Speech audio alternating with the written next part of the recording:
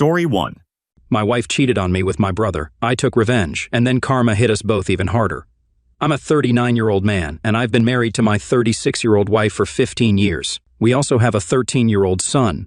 My family includes my 58-year-old mom, 62-year-old dad, 30-year-old sister, and 22-year-old younger brother. Last year, I discovered my wife crying in our bedroom. I comforted her, and she informed me that she was pregnant. I was overjoyed and told her it was great news.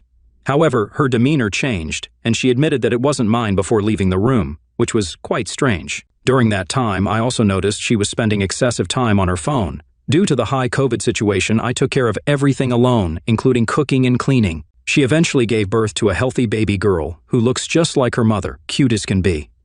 Fast forward to last month and this month. My brother started visiting us more frequently, which I initially didn't mind considering he's my younger sibling. This month, we spent 2 weeks at our parents' place. I noticed my wife getting uncomfortably close to my brother, even though I was the primary breadwinner for both families and managed my father's shops and worked as an investment banker. It seemed odd to me that she was spending more time with my brother instead of my sister, with whom she was close before. My sister also seemed like she had something to tell me, but when I asked, she reassured me that everything was fine. Last week, my father asked me to go fishing with him, just the two of us. During our time together, he shared stories about fishing and how he had spent time with his own father in the same place.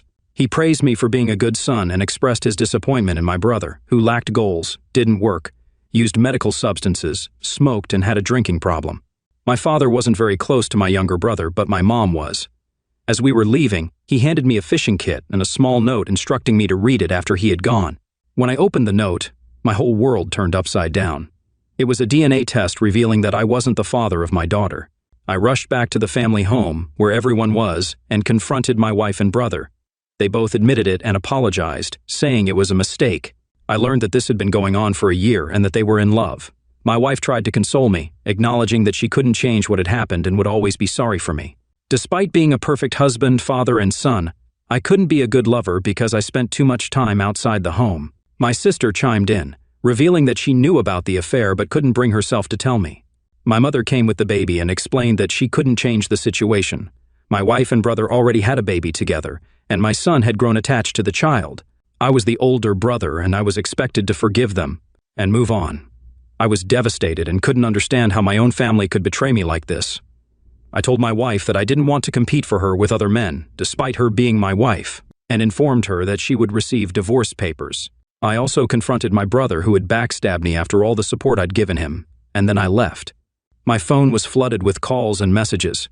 My father expressed his support but couldn't openly say much due to my mother. He apologized for being a bad father and informed me that my mom was aware of the affair but hadn't spoken about it. I told him I didn't care and didn't want a family that betrayed me. I told him he could cut me off from the family after the divorce. I haven't informed my wife's family yet. My soon-to-be ex-wife calls me over 100 times a day and texts that my son misses me. My brother hasn't reached out to me, but my sister apologized, saying she should have told me and that I was her role model of whom she was always proud. I haven't replied to them at all. My mother called me to say that we all make mistakes and that we can become a family again if I choose to forgive. She hinted that my children need a father figure, and if I can't be there, my brother could step in to take care of the family. She mentioned that the court might not grant me custody, and that if she stands up for them, it could complicate things for me. This made me really angry, so I blocked her. I haven't spoken to any of them in the last 2 days. Divorce can be costly, but that's just how it is. I haven't shared this with anyone. I've been having trouble sleeping and can't eat anything. I feel like I've lost my reason to live. In just a week, I've lost everything. My family, my wife and kids, my dignity. I feel like there's no purpose left in my life, at least for now. I talked to my lawyer. I need to file for divorce now. The lawyer mentioned that I might have to pay spousal support, and getting primary custody will be challenging. As for the legal process to disestablish the parent-child relationship with my daughter, even though I love her, even if she's not biologically mine, it will take a long time to finalize. Divorce can be expensive in our area, and I'm looking at around $1,900 a month for spousal support for her and my daughter. It's 50-50 custody of my son and splitting our assets. I also realized that I mentioned a DNA test, but it was actually a paternity test for my daughter and brother, which confirmed a 99% match. Yes, it's a disturbing fact that my brother was only 7 years old when my wife and I got married. Update: this is a brief update on my situation. I initially thought things might improve with time, but they've actually gotten worse. I left my home after discovering the truth, organized my finances, consulted lawyers, and began the divorce process. I received the divorce papers last Friday. My wife came over and we had a conversation. She expressed her desire to avoid a divorce for the sake of our son. She apologized and admitted her fault, but I insisted on going through with the divorce and gave her the papers. Surprisingly, she tried to initiate closeness, but I asked her to leave. On Saturday, my sister, who lives in the Netherlands and had come for a vacation, left early following a heated argument that involved my wife and mother. She called me and we talked. She apologized for her part in the situation, explaining that our mom had asked her not to tell me. Mom was concerned about my well-being and how I would react. My younger brother had pressured Mom into making this decision. This shed light on the situation, but it doesn't make me feel any better. Some of you doubted the authenticity of my story, and I wish it were fake. You can choose to believe it's true, and that my life is currently a mess where I feel helpless and everything is falling apart, or you can choose to ignore it. It's your choice. I also spent time with my son on Saturday, taking him to a popular gaming zone. I explained my plans to him, and he already knew. My mother cries every day. My wife is lost, and my younger brother is involved in substance misuse and neglecting responsibilities. My sister and I have decided to disassociate ourselves from the family and reject any inheritance. I intend to cut ties with the family and move to a different country. My sister has offered to help if I decide to move to the Netherlands after a year of the divorce. It's not easy. The days are long and tough, especially when I think about the incident. I've lost count of how many times I've been sick. My blood pressure is significantly low, and my sugar levels are off. Yesterday afternoon, my father called to inform me that my mother is in the hospital. She had a severe stroke and collapsed during lunch. Her condition is not great. My dad said she wants to see me, and the doctors have asked us to pray. Her condition isn't stable enough for her to be discharged. My wife is handling everything for now, and my brother is only visiting for a short time. My newborn daughter, along with my son and dad, is with my wife at the hospital. Dad told me this could be it and that he wants me to visit her. I've informed my sister, who is conflicted about it. I'll be honest, part of me wants to see her, but the larger part doesn't. She's my mother no matter what, but she chose to betray me, hurt me, and support my wife.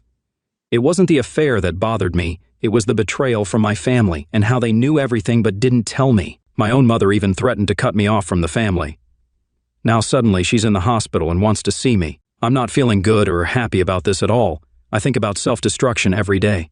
Therapists have been unhelpful, just offering a place to vent. They're a waste of money. Many of my relatives visited my mom in the hospital. Word about my wife's affair has spread to some close relatives. My favorite uncle criticized her harshly in the hospital, but my teenage son managed to calm him down. It's a complete mess.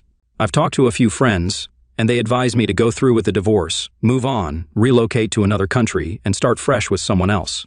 But right now, I can't plan anything. I'm lost. I've also consulted my lawyer, who told me I can claim my share of the inheritance if my mother hasn't made a will. I won't be able to get it if I reject my inheritance or if she cuts me off. None of that has happened, but I have no interest in money, inheritance, or family. I just want my son so I can break free from this dysfunctional family and regain my sanity.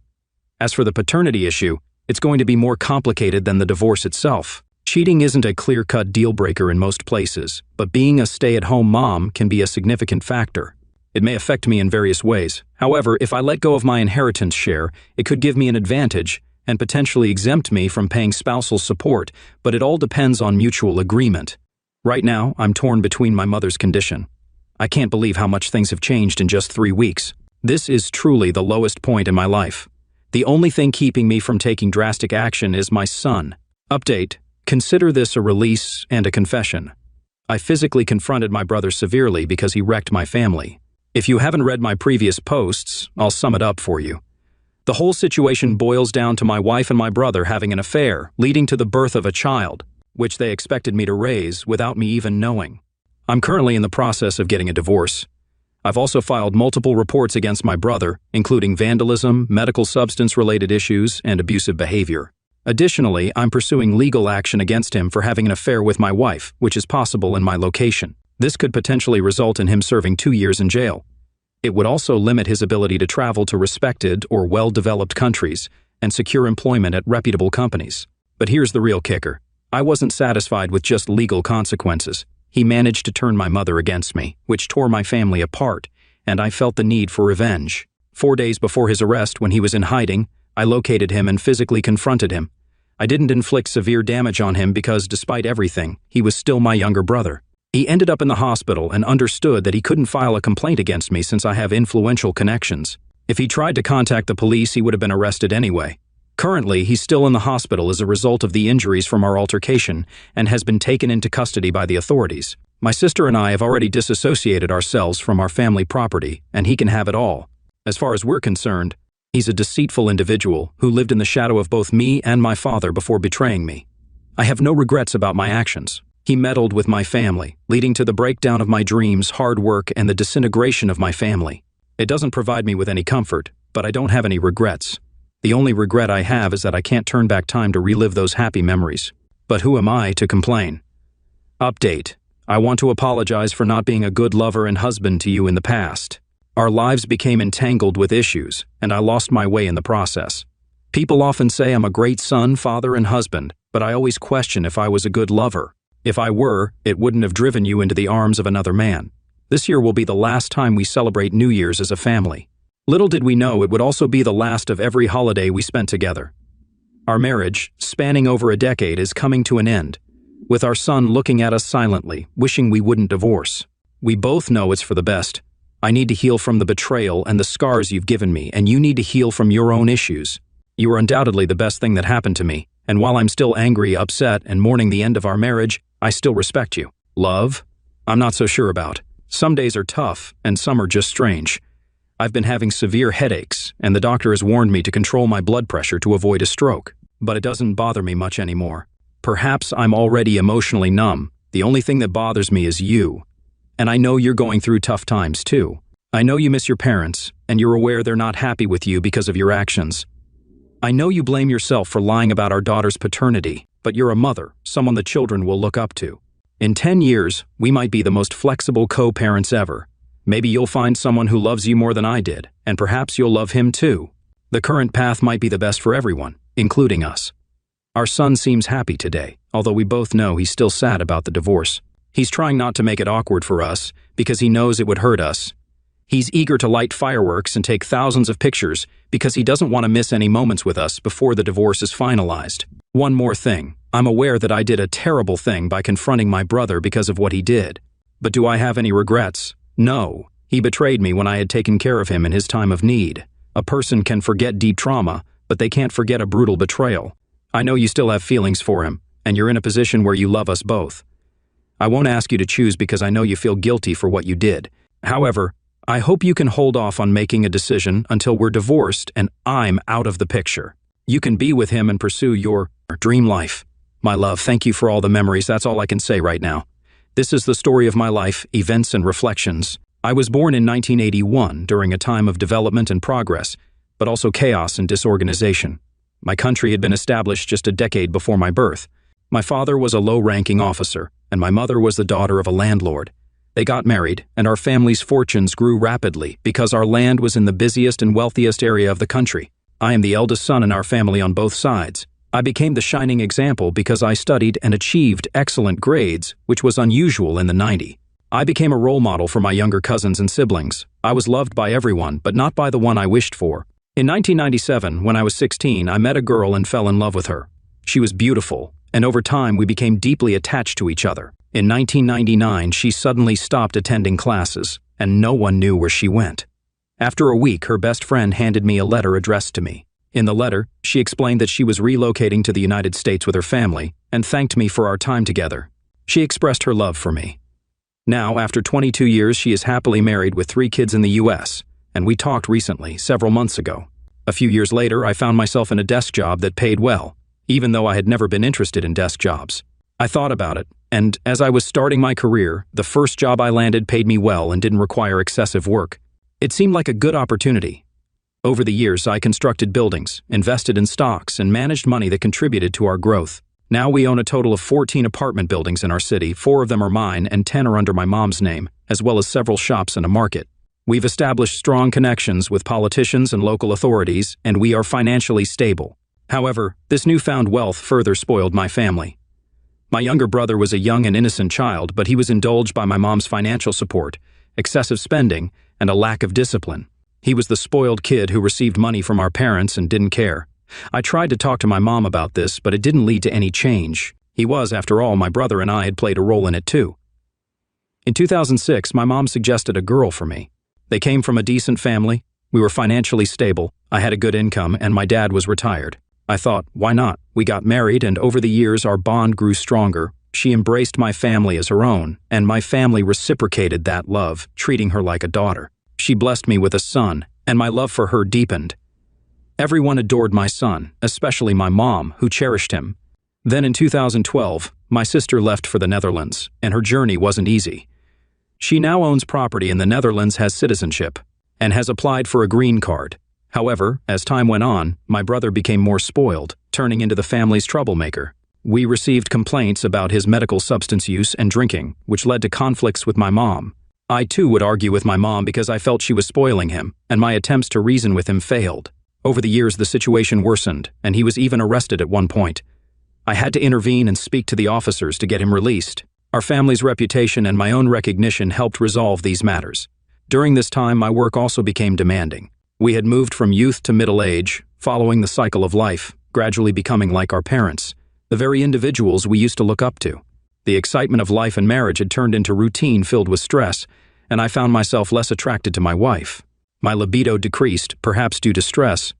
2 years after this change, it was revealed that my wife and my brother were having an affair, resulting in her pregnancy with our daughter. Though she isn't biologically mine, I can't bear to part with her. This discovery triggered a devastating chain of events that tore my family apart. My sister, who had returned from the Netherlands, cut off contact with our entire family. My wife was devastated, but she knew that this day would come sooner or later. My mom suffered a severe stroke. My dad had been emotionally distant for a while, and the home he had built was destroyed. My son was deeply affected as well. While he doesn't know the whole story, he's aware of the impending divorce, and he's been remarkably understanding, something that makes me proud. My wife is trying to salvage our marriage, but we have both already signed the divorce papers, set to be finalized next month. She will receive 20% of my income as spousal and child support for 3 years, child support until our daughter turns 18, and she won't receive any of the assets as they belong to me before our marriage. She has accepted these terms.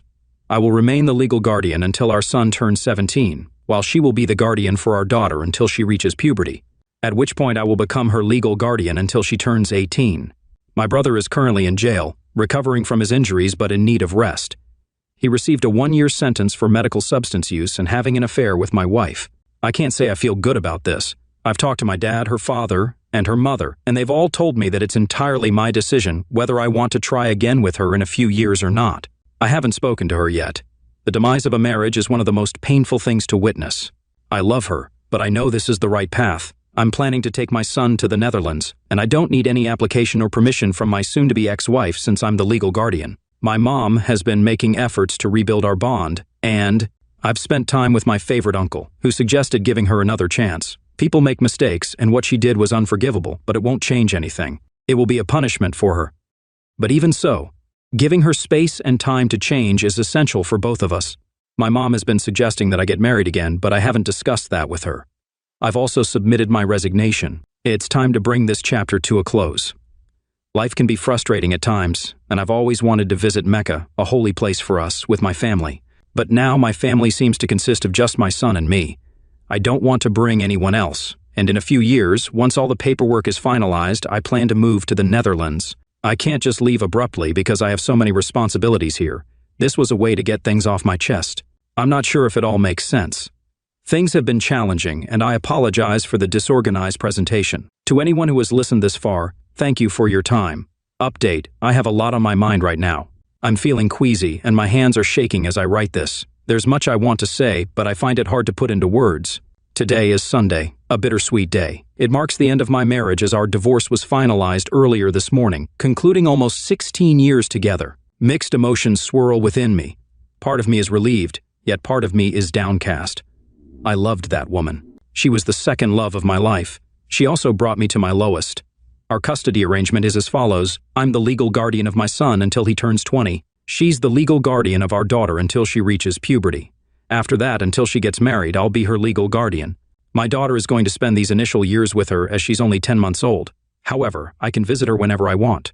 In my country, the birth certificate is issued after a child is a year old, so I'll be signing it as she is my daughter. I'll have to pay spousal support for her for 3 years and child support until both kids turn 18. It amounts to around 20% of my income, which is approximately $1,000 when converted to USD.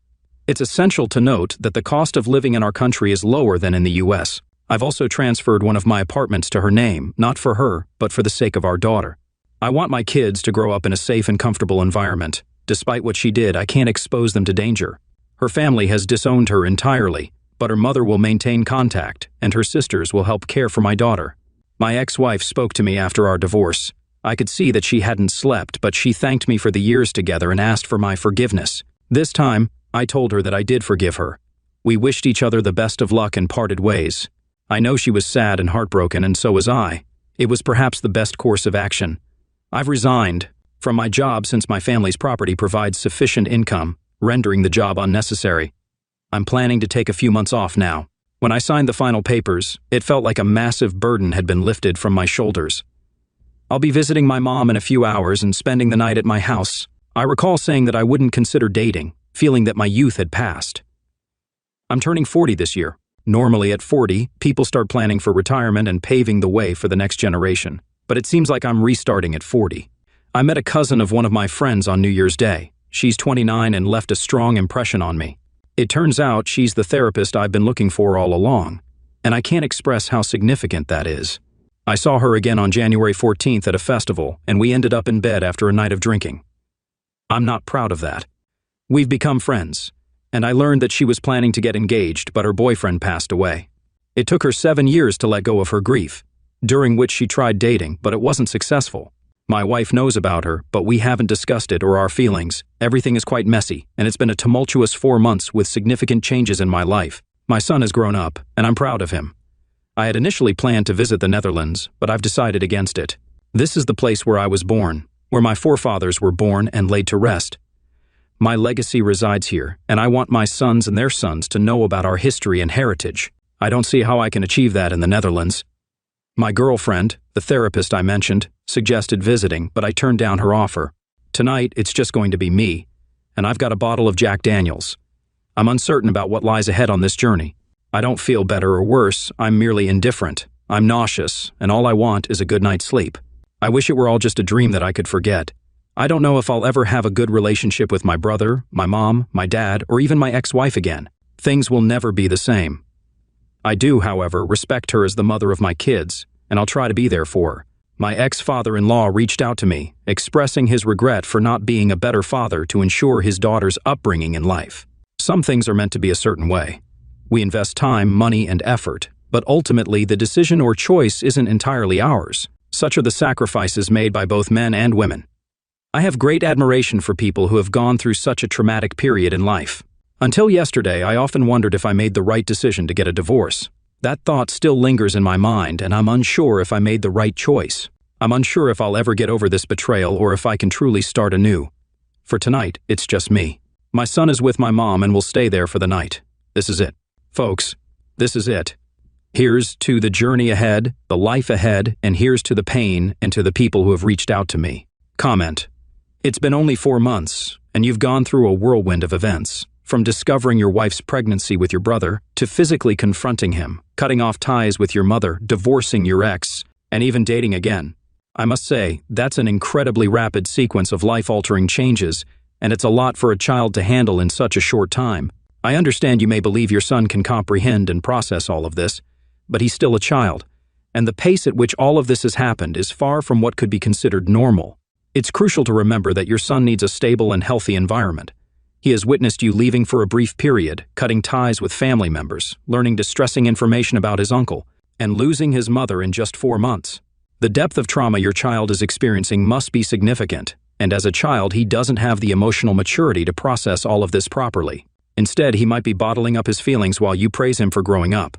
This approach invalidates the incredibly challenging experience he's going through. You need to provide your son with an environment of normalcy and stability. Don't force him to suppress his emotions. And don't pretend that everything is okay, it's not okay. Your son deserves a chance to process what has happened in a healthy way so he can have the possibility of developing normal relationships in the future. Misuse can be a generational cycle, and the same unhealthy patterns that affected us as children can impact our own children. We often fail to recognize the extent of the misuse, and we may make statements like, "I'm proud of you for growing up," even when our children had no part in the upheaval of their lives and are not emotionally equipped to understand the consequences. This kind of manipulation continues the cycle of misuse. Be a better father by seeking help for your son so he doesn't experience the same traumatic events that you did. I've witnessed too many children facing long-term problems because their parents couldn't see what is healthy or unhealthy for their child. Your son is not just a character in your life. His feelings are valid and should be acknowledged. However, he's in a vulnerable position and may not grasp or process his emotions yet. Story 2. Husband discovers wife's affair, her pregnancy by lover, and plots ultimate revenge for betrayal. I was sitting in front of the TV, acting like I cared about the baseball game. It was Saturday afternoon. Jane and I had just had the roast beef dinner she made. As she was cleaning up the dishes, I was watching the game, but only part of the time. Whenever she wasn't looking my way, I found myself watching her. Jane is quite attractive, not necessarily stunning, but definitely easy on the eyes. Her main feature is her curvy figure, tall with light brown hair that falls to her shoulders. Her big brown eyes have a way of looking at you that can really make you feel something. She definitely has that effect on me. We've been married for 7 years now and have 2 lovely daughters, Nancy, who's 5, and Stacy, who's 4. Since we both work full-time jobs, my mom looks after the girls during the day, and either Jane or I pick them up from her place after work. After Stacy was born, I had a vasectomy because we felt 2 kids were plenty for us. But right now, I wasn't thinking about our daughters, even though they were playing quietly in their room. No, I was concerned about the changes I'd been seeing in Jane over the past few months. These changes, like her new way of dressing and spending more time at work, might not seem like a big deal individually, but altogether they were starting to worry me. Her behavior at home had changed too. It felt like something was on her mind. Often, when we were watching TV and I commented on the show or movie, her responses made it clear she wasn't really watching. Her eyes were on the TV and she seemed to be following along, but it was obvious her thoughts were elsewhere. At night in bed, even though our bed life was still pretty active, happening a couple of times a week, she'd spend hours restless before finally falling asleep after we made love. I was sure something was bothering her, but she wasn't opening up about it. I thought it wouldn't be smart to directly ask her what was on her mind, fearing it might make her pull away more. I hoped she'd come forward on her own when she was ready. We used to share everything and talk openly, so why was she keeping things to herself this time?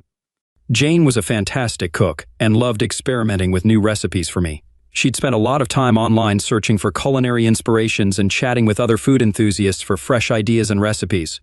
I even knew the nickname she used online, Jenny, a name her dad used to call her because I saw it when I walked past her using the computer. She chatted nearly every night in a food-focused chat room, but I sensed they discussed more than just recipes. Watching her clear the table one evening, an idea suddenly struck me. Why couldn't I just hop on my laptop and sneak into that cooking chat room under a fake name to see what they were chatting about? I thought about pretending to be someone else and talking to her without her knowing it was me, but after giving it more thought, I felt it was wrong and I couldn't bring myself to do it, especially because of the risk of her catching me spying. A week went by, and nothing changed. Jane was still distant, hardly noticing our daughters when they tried to get her attention at home. I realized I needed to take action. That's when I decided to go ahead and spy on her chat conversations. The next day at work, I signed up on the same chat platform she used with the username New Mom. I picked that name to make it clear I was pretending to be a woman, thinking it would make the others more comfortable with me there. Jane usually joined her chat room around 8 p.m. after we'd put our daughters to bed, so on that Tuesday night, I was all set to join her. As soon as I noticed her heading to the small room by the bathroom where her computer was, I stood up and told her I was going downstairs to my office to catch up on some work. She acknowledged with a nod, and I quickly made my way to my home office. Within minutes, I logged into the cooking chat room and waited for her username to show up. There were 5 other women already there, chatting about how to make the perfect cheesecake. 5 minutes passed, and I was still looking out for my wife's username at the bottom of the screen. Then one of the women messaged me, asking if I had any unique cheesecake recipes. I had no clue about baking, so I escaped the awkward moment by saying I hadn't baked one before and was there to learn from those who knew how. Right as I finished typing, Jenny popped up as the newest participant in the chat. Everyone, including Jenny, started giving me advice on baking cheesecakes, like which cheese to use and the amount needed. Before long, the chat room grew to about 12 people all trying to chat, making it hard to keep up with the conversation. I asked Jenny to email me her cheesecake recipe, so I gave her a newly made Hotmail address specifically for this reason. The next day at work, I found an email from Jenny with the recipe. I was excited because I now had her email address, which was completely new to me. I was surprised because my wife had never kept anything from me before. I felt guilty for the rest of the day, knowing she must never find out that new mom was actually me, her husband. The next day, I emailed her back saying I tried the recipe, the cake was fantastic, and my husband loved it. Soon, we started emailing back and forth and then began chatting outside the cooking chat room. We added each other as friends on the chat site, allowing us to talk anytime without needing to be in the cooking section. Meanwhile, Jane's behavior at home and towards me got worse over the next 2 weeks. Our intimate life suffered, dropping to just once a week, and it was clear she wasn't enjoying it like before. It felt as though she was just going through the motions, mainly, staying in one position and not participating much. Despite this, we kept writing and chatting, and I started to feel less guilty about it. I realized I needed to figure out what was happening to try and save our marriage. It felt like our relationship was headed in a bad direction because she was becoming increasingly distant from me and our kids. Our intimate life was also declining in quality and frequency. It seemed like her focus on us was taking a back seat to something else on her mind. She was still a dedicated mom, and I knew she'd do anything for our family, but clearly something was troubling her deeply, and I needed to discover what it was. I started to think she might be involved with someone else. I was willing to do whatever it took to uncover the truth. Hiring a private investigator was out of the question due to a lack of funds, and I couldn't spy on her at work since I knew little about her workplace or her colleagues. We both worked full-time, she at a large law firm and myself at a big bank, both of us sticking to similar schedules. So, one night during our chat, I decided to get more personal with her. We had gotten comfortable with each other by this point, and it was time for me to start digging for information. I lied, saying my name was Lucy and that I lived in Florida. Right away, she mentioned her name was Jane and she lived in Ohio. Then she asked me, "Lucy, what do you do for work?" Jane replied she was a legal secretary handling contracts and legal paperwork for the lawyers at her firm and asked about my job. Caught off guard, I quickly made up that I'm currently not working because I'm on maternity leave, but I'll be returning to work in a couple of weeks as a bank teller. Jane then shared, "Oh, my husband also works at a bank. His name is Jack, and he's a programmer there. What's your husband's name?" This was going better than I expected. Jane was sharing information that I already knew to be true, and I was eager to ask her more personal questions. I replied, "His name is Lawrence, and he's in insurance sales." After that, we shifted the conversation to cooking and other topics. I didn't want to overdo it, so I planned to delve deeper into her personal life and job during our next chat. We didn't get to chat for the next 2 nights, and on the 3rd day, I emailed her, saying that my bank's manager called me in for an emergency, asking me to come back a week early from leave with extra pay and cash. I expressed my excitement and anxiety about returning to work. I had decided to tell Jane a fabricated story that I had an affair with a CO worker at the bank. This plan was to make my wife feel comfortable sharing secrets with her new friend by confiding in her about a made-up affair I was having. I thought if she was unfaithful, she'd be more inclined to discuss it. At this point, "Jane, you said in your email that returning to work scared you. Why, Lucy?" "I'm not sure I should share this, but you're my closest friend, so I will. I just hope you won't think less of me once you know what I've done." "Jane, everyone makes mistakes. We're only human. What happened? Did you steal from the bank?" "Lucy, no, it's not like that at all." "I got to know a man at work named Roberto. We started off as friends and then became a lot more, if you catch my drift." I proceeded to confess to her about my ongoing affair with this man for over a year, detailing how it started and our weekly meetings after work on Fridays. I mentioned that being with him was thrilling and enjoyable, yet I still loved my husband and didn't want this affair to wreck our marriage. My sharing this story seemed to upset Jane as she let me continue without interrupting with any questions for quite a while. I could picture her sitting in that small room on the ground floor in front of her computer, perhaps pondering over the parallels to her own situation, assuming she was being unfaithful. Finally, she did pose a question to Lucy, and I saw it slowly appear on my screen. "But you just had a baby. Are you sure your husband is the dad?" "Lucy, honestly, I'm not sure who the father is, and that's why he can never find out about my affair." Next, I acted as if I was breaking down in tears, and typed that I had to leave because I was too upset to keep typing. Later, when I entered the kitchen, Jane was sitting in front of the TV, but it was clear she wasn't really watching it, just lost in thought as usual. I joined her on the couch, and when I took her hand, she looked at me, her eyes red from crying. After a short conversation, she suggested going to bed, which I understood as her wanting to be intimate. I was more than ready, especially since it had been a week since we last were together. In bed, we were intimate and cuddled for over an hour before falling asleep in each other's arms. Reflecting on our marriage the next day at work, I wondered if the fake online friendship I had created with my wife was beneficial. It did lead to us being intimate the night before, but I hadn't learned anything new from her. I figured I first needed to establish a trustful atmosphere so Jane would feel comfortable sharing secrets with her friend Lucy, especially now that she believed Lucy had a secret too. Jane and Lucy didn't communicate over the weekend, but on Monday I emailed Jane from work, pretending to be excited about a conversation I had with Roberto, marking the first in 3 months. I was eager to share this with her. That evening, after the kids went to bed, I went to my office in the basement, logged onto my computer and waited for Jane to come online for our chat. "I'm so happy to chat with you tonight. I've got some good news," I began, ready to share. Jane responded, acknowledging my email and joking that she could guess why I was in such high spirits. Lucy, Roberto was just as excited to finally speak with me again, and I could feel he still has feelings for me.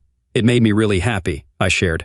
"But if he really cared, why didn't he call or try to meet up with you these past 3 months?" she questioned. "Well, Lucy, calling was not an option because I think Lawrence started suspecting something, and I'm almost certain he's monitoring our home phone. Checking my cell phone is easy for him when he looks at the bill," I explained. "Jane, but why didn't you meet him in a motel like before when you were working?" she asked. "Lucy, that wouldn't have been possible. I was pregnant and didn't feel good about my appearance. Plus, I doubt Roberto wanted to be with someone who was pregnant," I replied. We continued the conversation for another 30 minutes, and I could sense Jane wasn't impressed with the fictional Roberto I described. I aimed to highlight the negative aspects of infidelity by portraying Roberto as a narcissistic, stereotypical cheater. Jane and Lucy didn't chat on Tuesday, but when Wednesday came, we talked again. During this chat, Jane opened up about her own issues over the last couple of months. The conversation lasted more than an hour, and that's when I discovered she was indeed involved with someone else, a lawyer who was also her boss. She revealed the man's name was Jason Weldon, and he was a married lawyer with a child who also happened to be her boss. I had heard Jane mention Jason a few times before, but she hadn't brought up his name at all in the last few months. Their relationship started nearly a year back during a trip to Atlanta for a convention, a detail Jane omitted when she told me about the trip. She led me to believe she was traveling with another secretary, making it seem like they were the only two attending. She had justified the trip by saying it would look good for her job performance review and could help her get a raise. Jane shared with Lucy that on their first evening in Atlanta, after a group dinner, she and her boss had drinks in the hotel lounge. The evening progressed with an invitation to his room for more wine, which eventually led to intimate moments. Despite the initial regret and guilt she felt after their first encounter, she found herself repeating the experience the next night, spending it in his room. Reading my wife's confession left me utterly shocked. I couldn't understand how she could betray our family like this. She didn't just have an affair with this guy once, she did it twice, even spending the whole night with him on the second occasion. Eager to know more, I continued to probe into her current situation with her boss, and she openly shared everything. Here's the gist. After returning from the convention, she felt awful and stayed away from him for a few weeks. However, she eventually gave in to his persistent pursuit, and they resumed their affair. Initially, they were discreet, using his office after hours, but then they started using a room at the Hilton for their trysts, meeting there once a week and also sneaking around in his office a few times a week. The rage I felt reading her admission was indescribable. I had to restrain myself from confronting her violently, but as my anger cooled, a desire for vengeance took its place. It became clear my marriage was irreparable, and my only focus was on making her pay for the damage to our relationship. Then, posing as Lucy, I inquired if she had feelings for Jason Weldon.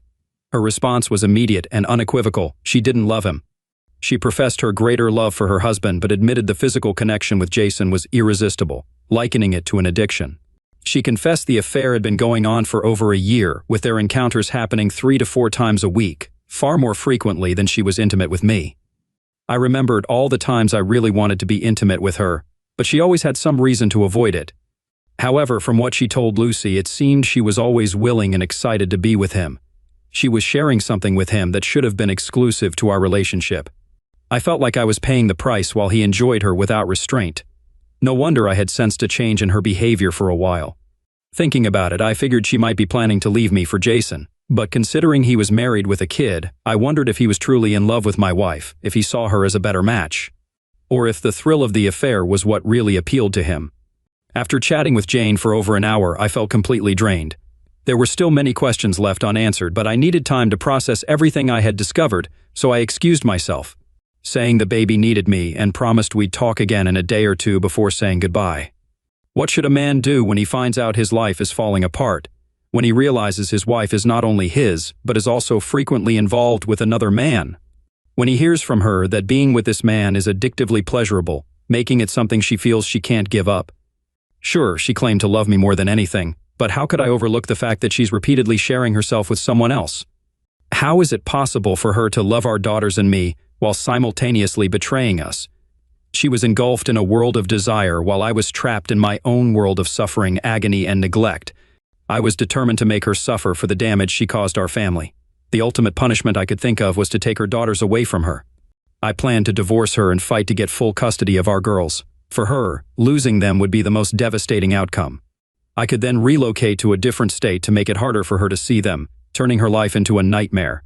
I also planned to inform Jason's wife about the affair and consider legal action against their workplace for contributing to the ruin of my marriage. But my first step was to gather evidence of her affair with Jason. Pretending everything was normal around her became incredibly hard after discovering the affair. However, she was too absorbed in her secret life to notice my despair, so for Jane, life continued almost unchanged from the past year. It had been 2 days since she last communicated with Lucy. That morning, pretending to be Lucy, I emailed her to see if she'd be available to chat that evening. She responded affirmatively, planning to meet at their regular time. I had a list of questions ready for her, knowing her answers would hurt, but needing to understand her feelings for Jason and her future intentions. I was at my computer, ready to chat before the kids were even asleep, and greeted her as soon as she logged in. "Lucy, I'm so relieved we're talking again. I've been reflecting on our last conversation nonstop," Jane said. "I hope my previous words didn't upset you too much, or make you think poorly of me, Lucy." "Who am I to judge you? I've done things way worse than you. We're both just human after all. Being able to talk to you about everything has really helped me. I don't have anyone else who gets what I'm going through. I usually share everything with my husband, but obviously, this topic is off limits. Laugh out loud. Do you think your husband has any clue about what's happening, Lucy?" "No, he doesn't suspect a thing. He trusts me completely. If he did find out, he'd lose it. He can get pretty intense, and I don't want to set him off. You mentioned before that your husband got a vasectomy after your youngest was born. Aren't you scared that Jason could get you pregnant?" "I'm not worried about that because I've been on birth control pills for over a year, ever since things started with Jason." "You've got to be keeping those pills hidden, right? He can't know you're on them, Lucy?" "Yes, they're stashed away safely. I have a 3-month supply hidden in a shoebox in my bedroom. I take my pill every morning while he's in the shower." I could sense my wife enjoyed sharing with her friend how she was managing to deceive me. She wasn't just betraying me, she seemed to take pleasure in making me look foolish. But I was gearing up to confront her with a major question. "Are you planning to leave your husband for Jason, Lucy?" "That's not going to happen. I truly love my husband, and I don't have feelings for Jason. The closeness with Jason is exciting, but it's just that. There's no love. That's why I'm so torn. I want to keep seeing Jason, but I don't want my husband to find out." "You're trying to have the best of both worlds, huh? You really think your husband won't eventually find out?" "He won't. Jason and I are very cautious. Plus, Jason has his own marriage to worry about. He'd be in big trouble if his wife discovered our affair." "Is Jason better in bed than your husband? Is he larger?" "My husband is a great lover, but Jason is, well, he's different. The thrill and risk of getting caught enhance it for me, and yes, Jason is slightly larger, but it doesn't really change things. With my husband, it's making love, but with Jason, it's just closeness. Do you get what I'm saying?" I was appalled at how lightly my wife was discussing her affair, treating it almost like a casual game. I needed to find out if she understood the pain and harm she was causing our daughters and me, with her mind often consumed by her lover and avoiding detection. Risking the dynamic with Lucy, I pressed, "Aren't you neglecting your husband? He must be feeling left out because of your affair, right?" After a long silence, she finally responded, "Perhaps." My wife hadn't considered how her actions were impacting me. "We still have intimate moments. It's less frequent, but I don't think he minds. He loves me deeply. Besides, I can't be intimate with him right after being with Jason. He'd surely catch on." "Aren't you worried he might seek affection elsewhere, given the lack of attention at home, Lucy?" "I hadn't thought of it like that. Now you've got me worried. I didn't mean to frighten you, but it's something to consider." Our conversation shifted to other topics before wrapping up. Near the end, my wife excitedly told Lucy about a planned trip to Atlanta with Jason in a few weeks, a trip she hadn't mentioned to me. That night, both of us struggled to fall asleep. I chose not to make a move on my wife that night, and she didn't seem interested either. It was a while before I could drift off to sleep, and I noticed Jane was struggling too. Lying there, I decided I'd talk to her the next day, Saturday, in hopes of possibly salvaging our marriage. The next morning, as we sat at the kitchen table, I broached the subject. Jane, have you realized our intimacy has really dropped off these past few months? We went from being close several times a week to hardly once. It's been nearly 2 weeks since we've been together. What's going on? Are you seeing someone else? She paused her fork mid-air, clearly taken aback by my blunt question. This was a first in our 7 years of marriage. You're really bold to confront me like this, she replied. Jane usually calls me Jake, but resorting to Jack means she's upset or trying to emphasize her point. Her look was one of intense annoyance. How can you question my loyalty after all these years? I've been juggling work and home, and it's natural for our physical relationship to cool off a bit over time. I think it's unfair for you to even suggest such a thing. I'm not accusing you outright, Jane, but you've changed significantly this past year.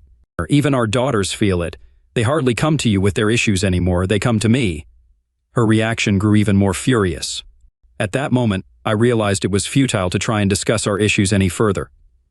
We only have 24 hours each day, and I can't always be there to tend to every need of our kids. It's only right that you pitch in too. It was obvious from her sudden change in expression that she hadn't fully considered her words before speaking. Referring to her own children as brats isn't something a caring mother would do. She seemed to realize her mistake shortly after, but the damage was done. She couldn't unsay what was said. Her facial expression shifted from anger to distress, and she quickly left for her bedroom. It became clear to me that any attempt at conversation was futile. Often, people resort to tears to escape a conversation that's not going their way, so I let the issue drop for the time being. That Saturday afternoon, Jane went out shopping, a routine for her each week. I suspected she was probably looking for something new to wear for her trip with Jason to Atlanta. With her out and the kids preoccupied in their room, I decided to search our bedroom for her birth control pills. It took me about 15 minutes, but I found them in her closet, just as she had described to Lucy, hidden in a shoebox with a pair of shoes. The pills were in a plastic case, and there were 2 more sealed packs in the box, indicating she had been on them for a year, likely starting around the time her affair with Jason began. Knowing I had a vasectomy, she would have no explanation for a pregnancy other than admitting to the affair. A mix of sadness, anger, and pity washed over me at that moment. She wasn't the loving wife I had married 7 years ago. Where had the woman gone who used to care so deeply for me? It felt like I had lost her forever. Holding the pill dispenser, I pondered the future of our family and what this meant for our daughters. I now realized that my marriage had come to an end, yet I was certain I couldn't let my daughters stay under her sole care. Tears overwhelmed me as I sat on our bed, clutching the open pill case. Despair soon took over my sadness, followed by a strong desire for revenge against both my wife and her lover. While sitting there, teary-eyed and upset, a plan started forming in my head. It was a harmful scheme, far removed from anything a kind-hearted person would consider. But my heart no longer had space for mercy or forgiveness. Bitterness and anger had consumed me. I carefully removed a pill from the case, then took my daughters over to my mother's place before heading to a pharmacy. I spent half an hour scanning the shelves for exactly what I needed, and ended up choosing 2 types of white round pills similar in size to my wife's birth control pills. The label on one bottle indicated the pills were for liver issues, while the other was baby aspirin. After purchasing them, I compared these new pills with one from my wife's pack at home. The baby aspirin pill fit perfectly into the dispenser, albeit being slightly thicker. I proceeded to replace all the pills in the current pack with the ones I had bought. After putting everything back in place, I went to pick up my daughters. I hoped they wouldn't mention the visit to their grandmother's when my wife got home, but I had already thought of an excuse for why they were there, just in case.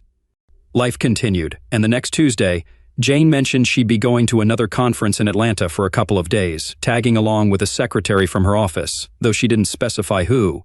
While she was away, she didn't call us even once. Despite her absence, our daughters didn't seem to miss her, but I did. The day after she left, I used a payphone to call her workplace, asking for Jason Weldon, only to learn he was also out of town, expected back the next week. I had no doubts about where he was, likely with Jane. Upon her return, Jane greeted me with a hug right away. That evening, after putting our daughters to bed, she led me to our bedroom, and we were intimate for nearly 2 hours. I wondered if her actions were an attempt to compensate for not calling or if she felt guilty for her time with Jason. Maybe she was trying to make amends for her earlier harsh words about our daughters by connecting with me physically. It seemed she was trying to mend our relationship by offering herself to me, treating intimacy as a favor rather than a shared aspect of our marriage. Over the last year, it felt like Jason had become her priority, sidelining me in her life, though she might not have fully realized the extent of her actions. Her behavior made me feel like a second option compared to Jason. Despite everything, I deeply enjoyed being close to her that night. It felt rejuvenating, like a much-needed breath of fresh air. For me, being intimate with Jane was always amazing, and despite my love for her, I was still set on getting back at her somehow. Jane and my fictional persona Lucy kept up their bi-weekly conversations. During these talks, I pretended to rekindle a relationship with an imaginary Roberto, sharing fabricated stories of our encounters to provoke Jane into revealing her own experiences with Jason. This strategy was my way of uncovering what she was up to with her affair. Shockingly, I found out she was doing things with Jason she'd never done with me, leaving me heartbroken. Her actions contradicted her claims of loving me more than anything. I couldn't understand how she could profess such love while treating me with growing neglect and indifference. Despite altering her birth control pills, I continued to monitor the stash to see if she was still using them, noting a daily decrease. Once she used up a dispenser, I would swap out the pills and the new one she started. A few weeks later, I noticed a change in Jane. She became more attentive to me and our daughters, showing more warmth and presence at home. However, about 2 weeks post her trip to Atlanta, she came home visibly troubled one afternoon.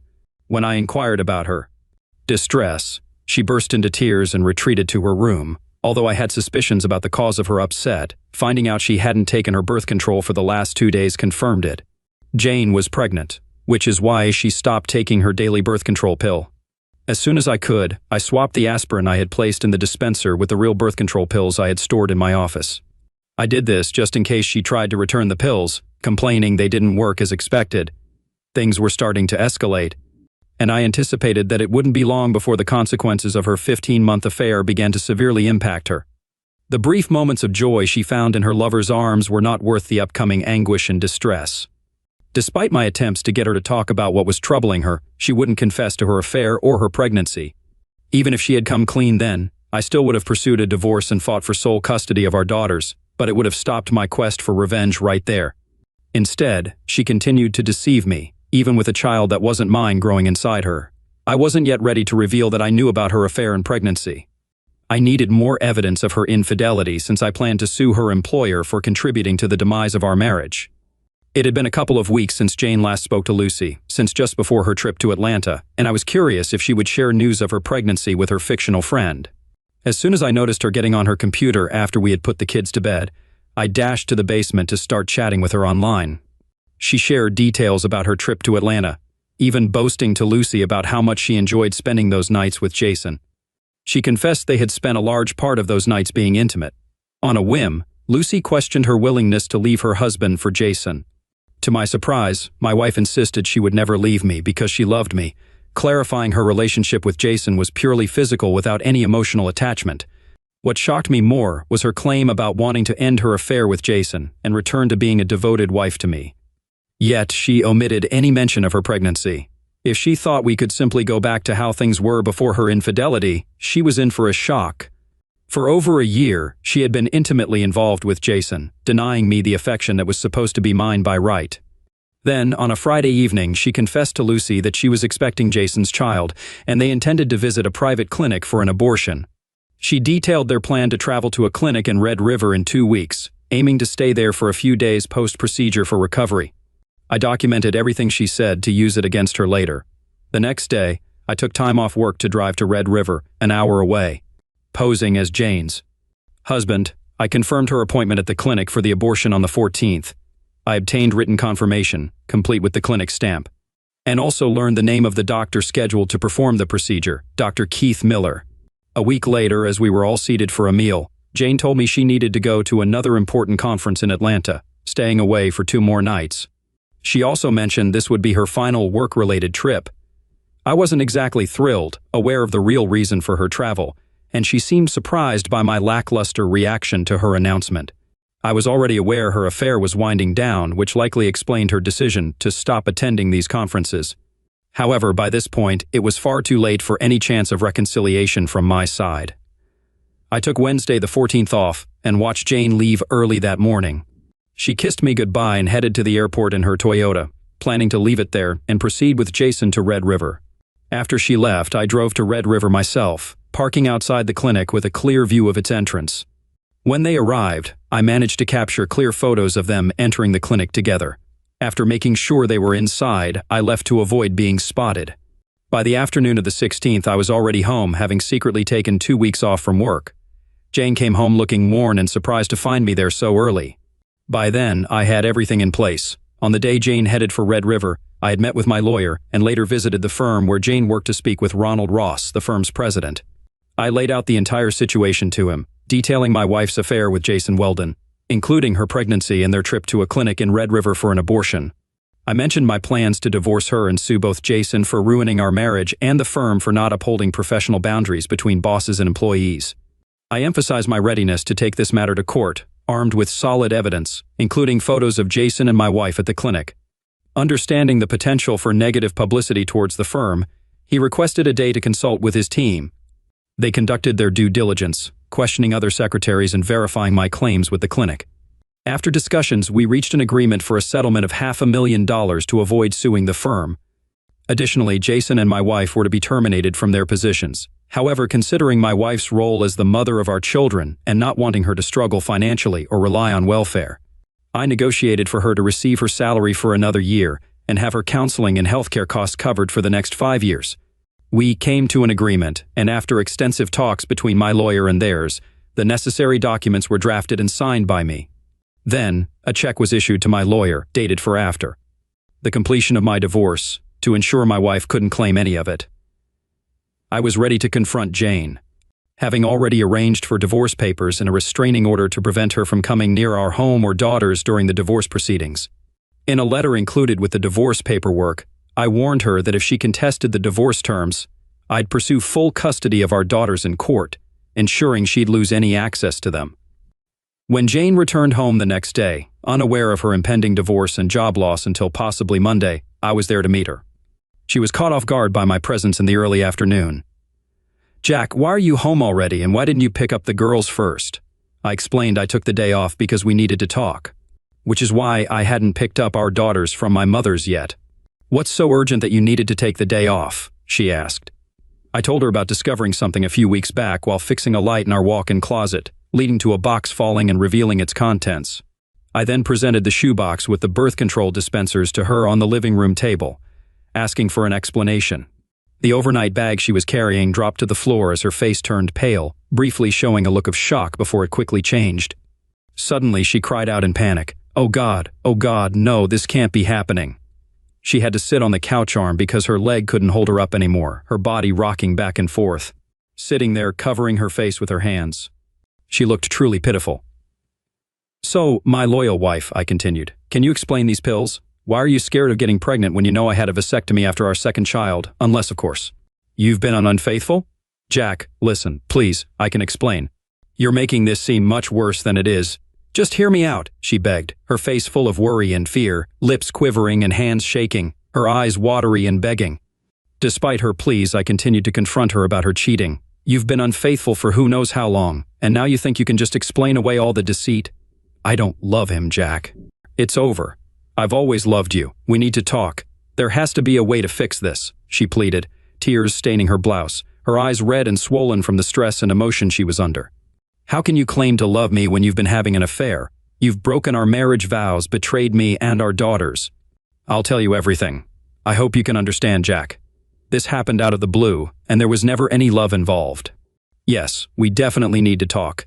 You owe me a thorough explanation, especially about your so-called business trip to Atlanta, or, more accurately, to Red River." The shock on her face could not have been greater if I had physically struck her. She stared at me, speechless, her mouth agape and eyes filled with fear. She attempted to speak, but no clear words came out. "Yes, Jane, I'm fully aware of the Red River trip and the real reason you went there. Care to fill me in on any details I might be missing?" Suddenly, she fled to her room in tears. I stood there, contemplating whether to follow her, concerned she might harm herself, but I found myself unable to check on her. She remained in her room for 2 hours, eventually taking a shower after a lengthy period of crying. When she emerged in her long gown, the toll of her emotions was evident on her face, which bore the mark of deep suffering. Seated across from me at the kitchen table without meeting my gaze, she asked, "Jack, what are you going to do?" "I don't want to lose you. I'll do anything to make it right." "I think it's a bit late for that," I replied. "Remember the months I spent trying to reach out to you, how much I wanted to be close to you. I would have done anything you asked, but you were reserving yourself for your affair, denying me what was mine by right. You've been eroding the love I had for you, Jane. Now there's hardly anything left." She broke down again, her head buried in her arms on the table. "Forgive me, Jack. Please tell me you still love me," she pleaded. In that moment, part of me wanted to comfort her. Despite everything, my love for her was as strong as ever, but I knew acknowledging that would be a mistake. In a calm voice, I insisted she reveal everything, the identity of her lover, how they met, and what they had done together. She ended up telling me everything. I believed her because what she shared matched what I already knew. She admitted to her abortion in Red River and confessed to being intimate with Jason several times a week, including encounters in his office and weekly motel meetings. We barely spoke for the rest of the weekend, and first thing Monday morning she received the divorce papers at her office. Shortly afterward, the company president informed her and Jason that they were being terminated. Because of the restraining order, she couldn't return home, but she called me at noon, utterly shattered. Before ending the call, I informed her I'd send her clothes to her mother's house, since she had no reason to come by our home anymore, and I'd changed all the locks. I found out later that she had a breakdown and was hospitalized right after our conversation. She was at her mother's when she called, and her mother had to call an ambulance. 2 weeks on, she agreed to the divorce terms. I arranged for her to visit our daughters for a few hours on Saturdays at my mother's house. 6 months later, our marriage was officially over. Her mother told me she was deeply depressed, undergoing therapy, had lost significant weight, and hardly left her house since losing her job. Over time, I allowed her more access to our daughters, even unsupervised visits and weekends at her mother's. I noticed. The girls were growing closer to their mother, foreseeing potential issues. A year post-divorce, my mother's cancer diagnosis meant she couldn't look after the girls during work hours. Jane reached out, offering to take over the caregiving role for our daughters during my work hours. "Jane, I'm not sure what to think. Is that really a practical idea? Your parents' home is almost 30 miles away, and that daily commute could be too exhausting for the kids. Plus, I don't want our daughters to get the wrong impression that we might reconcile."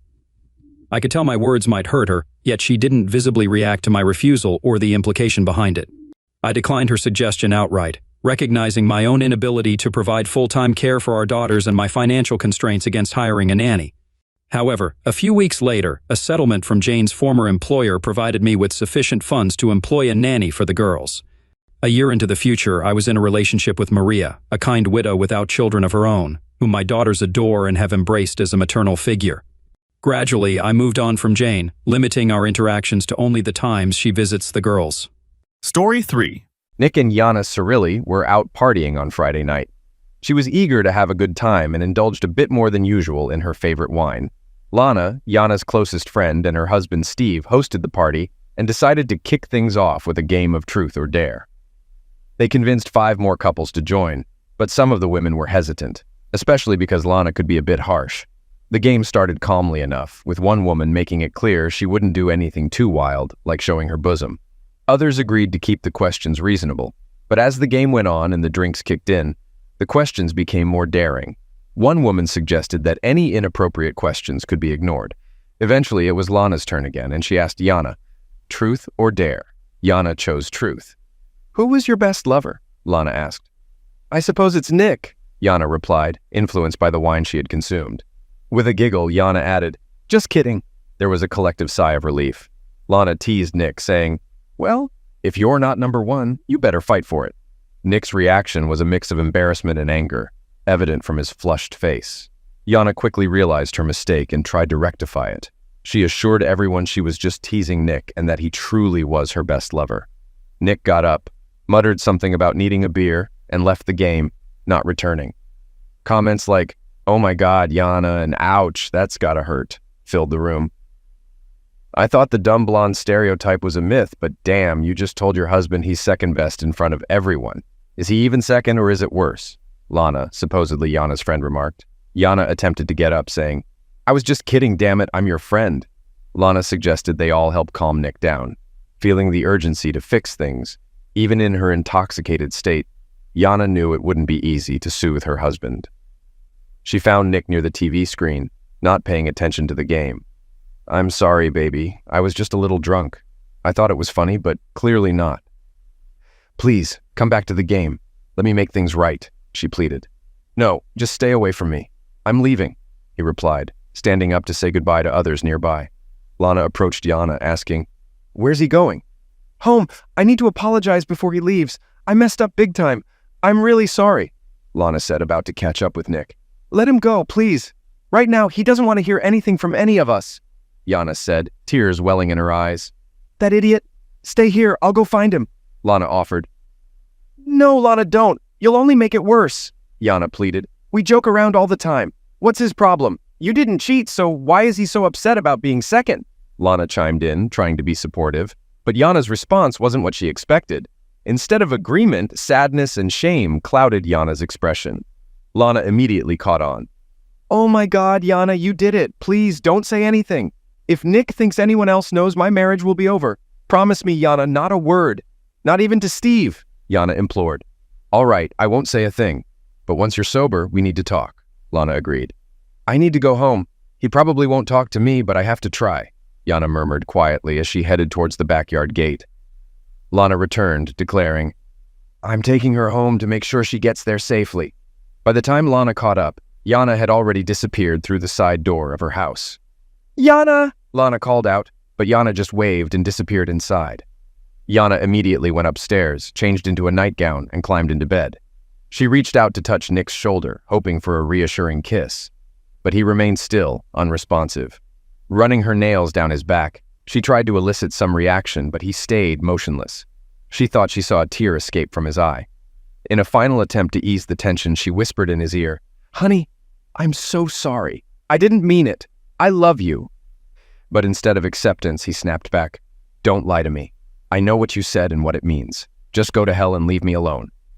With that, he got out of bed, stormed into his den, and slammed the door shut. Yana cried herself to sleep. Morning came late, the events of the night keeping her from her usual early start. The kitchen was bare, no coffee brewing, no dishes in sight. It was clear Nick had left in a hurry. Avoiding a face-to-face encounter, Yana felt a deep sense of sadness. Her guilt weighed heavily on her, her mind replaying the hurtful truth she blurted out in a moment of drunken candor. Actually, no, she had said loud enough for everyone to hear. Their friends couldn't mistake the implication. It seemed far from a playful tease. She hoped that offering a genuine apology and sincere reassurance would convince her husband that her remark from yesterday didn't matter. Unfortunately, her apology was insincere. She was resolute in keeping this truth, as well as the reasons behind it, hidden from him and everyone else. Desperate to rectify her mistake, Yana decided to send her husband a message, expressing her regrets about the previous night. I'm so sorry about last night. With the kids on the way, I felt Lana's party was my last chance to unwind a bit. Admitting I went too far is an understatement. I was so out of it that I thought my behavior was amusing, maybe even playful. I believed I was teasing you, my dear hubby, as any wife would, but the look on your face made it clear I'd made a mistake. Lana chiming in with her own remarks is just her personality. She's unaware of our history and probably meant it in jest. You know she holds you in high regard. Please don't blame her, baby. That's not what I intended. You're the best to me in every way. Forgive me for acting foolishly under the influence, failing to realize how my misguided attempt at humor could hurt you, my beloved. I love you with all my heart. Please come home, or at least call me.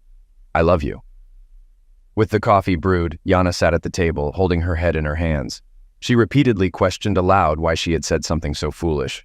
Her phone rang, briefly raising hope that it was Nick, but it turned out to be Lana. Yana initially ignored the call, but Lana called again shortly after, prompting Yana to answer. This conversation was inevitable. Yes, Lana, what's going on? Yana asked. Last night, you started to tell me something and then stopped. It's not like Nick to react that way over an innocent joke, Lana said. No, it's not what you think, Yana replied slowly. I'm coming over, Lana decided. No, that's not a good idea, Yana protested. Just put on the coffee. I'll be there in 10 minutes, Lana instructed, not waiting for a response before hanging up. 7 minutes later, Lana walked in through Yana's side door to find a cup of coffee waiting for her on the table, made just the way she liked it. All right, spill it, Lana demanded. Lana, I can't. How long have we been best friends? Haven't I always had your back? Yana pleaded, overwhelmed with guilt and needing someone to confide in. First, swear to me you'll never breathe a word of this to anyone, not even Steve, Yana insisted. Yana, I swear I won't tell a soul. This stays between us. Swear on your children's lives. Oh Lord, what have you done, baby? All right, I swear on my children's lives. I won't breathe a word of this to anyone, Lana vowed, making a solemn promise. This happened 5 years ago, even before we moved here. The insurance company I worked for had a great year and threw a Christmas party a few days before the 25th. Nick was supposed to attend, but his brother had a small fire at his house, causing chaos. My husband and his truck were called to help. Despite my insistence that I didn't need to go, Nick urged me to enjoy myself with my colleagues while he went to assist his brother. I felt obligated not to miss out since I was the executive overseeing this year's holiday parties, including cleanup and office restoration. Afterward, I prayed that I insisted on helping with the fire damage instead of getting ready for the party. I hesitated. Initially, I wanted to make my husband proud. The skimpy black dress, daring bra, and thong were meant to impress and show off as the hot wife. The outfit choice puzzled me since I didn't consider alternatives. My first mistake was deciding I still wanted attention from other men and wearing a provocative outfit, even though Nick might be annoyed seeing how I dressed for the party, especially since I was going alone with a coworker. Got it, Lana exclaimed. Lana quickly caught on, particularly with a coworker. Yana reiterated, it was all much worse. All right, spill it, girl. Tell me everything, from the beginning, every detail, Lana demanded.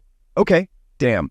I've never said this out loud before. The party was typical. Everyone was merry, drinks were flowing, and some guys were taking advantage of single women under the mistletoe.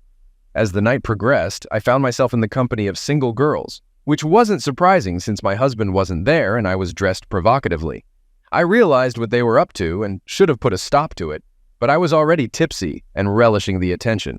Two guys in particular, Mark and Jake, kept pushing me to loosen up. They often made suggestive remarks, and to my shame, I sometimes responded in kind. Looking back, I understand I was too flirtatious with men at that time, and I regret not considering the consequences sooner. They kept urging me to do things that wouldn't pass my husband's approval. I knew what I was doing, and worse, I convinced myself that a little fun wouldn't hurt. After all, Nick would never find out, right? They led me to places where others couldn't see. The liberties I permitted escalated as the kisses grew more intense, and over time, my morals eroded. Their boldness increased as they realized my symbolic resistance vanished, especially when the likelihood of being caught decreased. Concealed from prying eyes, the men freely groped my body, and I encouraged them, fully aware of it, and worse, they knew it too. It was finally time to send everyone home. As the one in charge, it fell on me to usher them out, albeit after they assisted in cleaning up. With the place looking fairly restored, I switched off the lights and locked the main room before heading to my office to retrieve my belongings, purse, phone, and car keys. However, I hesitated for a moment, realizing I had likely crossed all permissible boundaries. Designated drivers were arranged for everyone except me since Nick was supposed to be mine. The only viable solution for the evening was to call a taxi. Upon opening the door to my office and reaching for the switch, Mark seized my hand, preventing me from turning on the bright overhead light that could signal someone was inside. "Let's continue," he said, kissing me on the lips. Initially startled, I began to reciprocate. At that moment, a pair of arms enveloped me from behind, cupping both my bosom, while a firm hardness pressed against my clothed backside. It was Jake. As he began to rub against me, Mark took my face in his hands and kissed me deeply. Clearly intoxicated, their caresses aroused me greatly, and unfortunately, thoughts of my husband were far from my mind. I was too lost and consumed to consider the betrayal. "Looks like some bad guys want to play," I muttered, stuttering slightly. "We were hoping you'd say that," Jake responded, reaching out to switch on the desk lamp for sufficient light without revealing our presence to the outside world. Mark then closed and locked the office door. I need to stress something here. Something I doubt anyone, even you, would believe. But I swear to God, it's the absolute truth. When I said I wanted to play, I didn't mean to have lovemaking with them. You're right about that. Convincing anyone, especially Nick, will be near impossible, I explained. Hell, the chances of anyone but me believing it are slim to none, Lana chimed in. I know, I'm fully aware of that, but I need you to believe me. I really, really need you to believe me. All right, baby. I believe you. I've seen firsthand how a little drinks can make someone rationalize things like caviar, Lana reassured. I just thought we'd keep kissing and fooling around while the door was locked. The only thing visible from outside is if the main light is on, so I figured I could have some gentle fun without any risk. I know how foolish it sounds now. Damn, I wish I could turn back time. Lana, I don't know if you've ever had two men try to seduce you, but the intensity of that feeling was overwhelming. Yana paused. Actually, since we're sharing confessions, I have something to add later, but please continue, Lana interjected. Okay, despite my resistance, Mark continued kissing me, and I was so absorbed in him that I forgot about Jake until I heard his zipper. My dress rode up, and Jake almost had my rear exposed. Meanwhile, Mark took advantage of the situation too. That was the moment it dawned on me that these two were going to have their way with me. Well, there was a lot of groping first, but then the clothes started coming off. Yours or theirs? Lana asked, intrigued by her friend's tale. Both, Yana continued. The sensation of two men undressing you while consumed by desire was beyond anything I'd imagined. I weakly protested, saying, No, I can't do this. No, I'm married. But within moments, all I had left was a thong and heels. Being pleasured by two men was the most erotic experience of my life, but what came next surpassed it. They didn't want to stop, and I was in ecstasy. How could anyone compete with such an experience? We were so caught up that it didn't take long until we all reached the peak. It was the best lovemaking I'd ever had. When the intensity waned, thoughts of Nick flooded in, and the magnitude of my betrayal hit me. I pleaded with them to keep our encounter a secret. It was a huge mistake, and I knew my marriage would crumble if the truth emerged. They both promised to stay silent, but I couldn't shake the fear of my betrayal being exposed. Lana sank heavily into a chair. Now it makes sense why you reacted that way yesterday. Did Nick ever find out? Lana inquired. Yana burst into tears before she could respond. If you need a break, it's okay, Lana offered. No, I need to get it out while I still can, Yana insisted and continued. I think they were both shaken by how upset I was, so they sincerely promised to keep my secret. That night I avoided Nick. It was well past midnight when he returned home from helping his brother. The following days were tense. Nick sensed something was amiss, but I denied it until the New Year's party. I wanted to move past it, but I had committed to supervising this year's holiday parties, and I couldn't give Nick any reason to question my reluctance to attend. Jake was conspicuously absent, perhaps out of fear that his wife might suspect something. However, good old Mark was present and heavily intoxicated as usual. With his reputation as a player, I still can't comprehend how I allowed him, of all people, to come near me. Throughout the evening, I attempted to avoid Mark, but as the night progressed and he grew increasingly intoxicated, he became uncomfortably familiar with me. So much so that my secretary, Cindy, pulled me aside and cautioned, Be careful, your husband is here this time. Her emphasis on this time did not escape my notice. My God, how many people suspect something? I tried to keep my distance from Mark, but by the end of the night, he seemed determined to flaunt my discomfort in front of my husband. When Nick went to the bar for some drinks, Mark seized the opportunity to approach me, grabbed my hand, and insisted, Come on, baby, you haven't danced with me yet. Panicked, I emotionally refused. As Nick returned from the bar with our drinks, Mark remarked, You weren't so resistant at the Christmas party. Gripping my hand, attempting to coax me into dancing with him, I recoiled and demanded Mark remove his hands from me. I was terrified, unsure of how much Nick had overheard. An embarrassed expression crossed my husband's face, quickly replaced by anger. In an effort to defuse the situation, I informed Mark that the bar was closing. However, he insisted on another drink. With Cindy nearby, I shot her a pleading look and signaled for her to take my place. Understanding my predicament, she gestured towards my husband and then nodded towards the door. I managed to usher Nick out before any further trouble ensued. I assured my husband that Mark was simply intoxicated, and I was relieved that Nick didn't escalate the situation, as he easily could have. Back at home, Nick inquired, What happened? I attempted to dismiss it, blaming Mark's excessive drinking. However, Nick warned me that if Mark ever approached me again, he would take drastic measures. At breakfast, Nick was still mulling over the events of the previous night and questioned me about what had occurred. Cindy swiftly interjected, asking how she could have handled Mark better than me. Nick then pressed further, questioning why I had behaved strangely at the last party and if I felt guilty about something. He pieced it together, realizing that Mark being drunk couldn't explain his remarks. It was clear he didn't buy the excuse and pressed me once more, this time with greater intensity. Well, what happened at the Christmas party?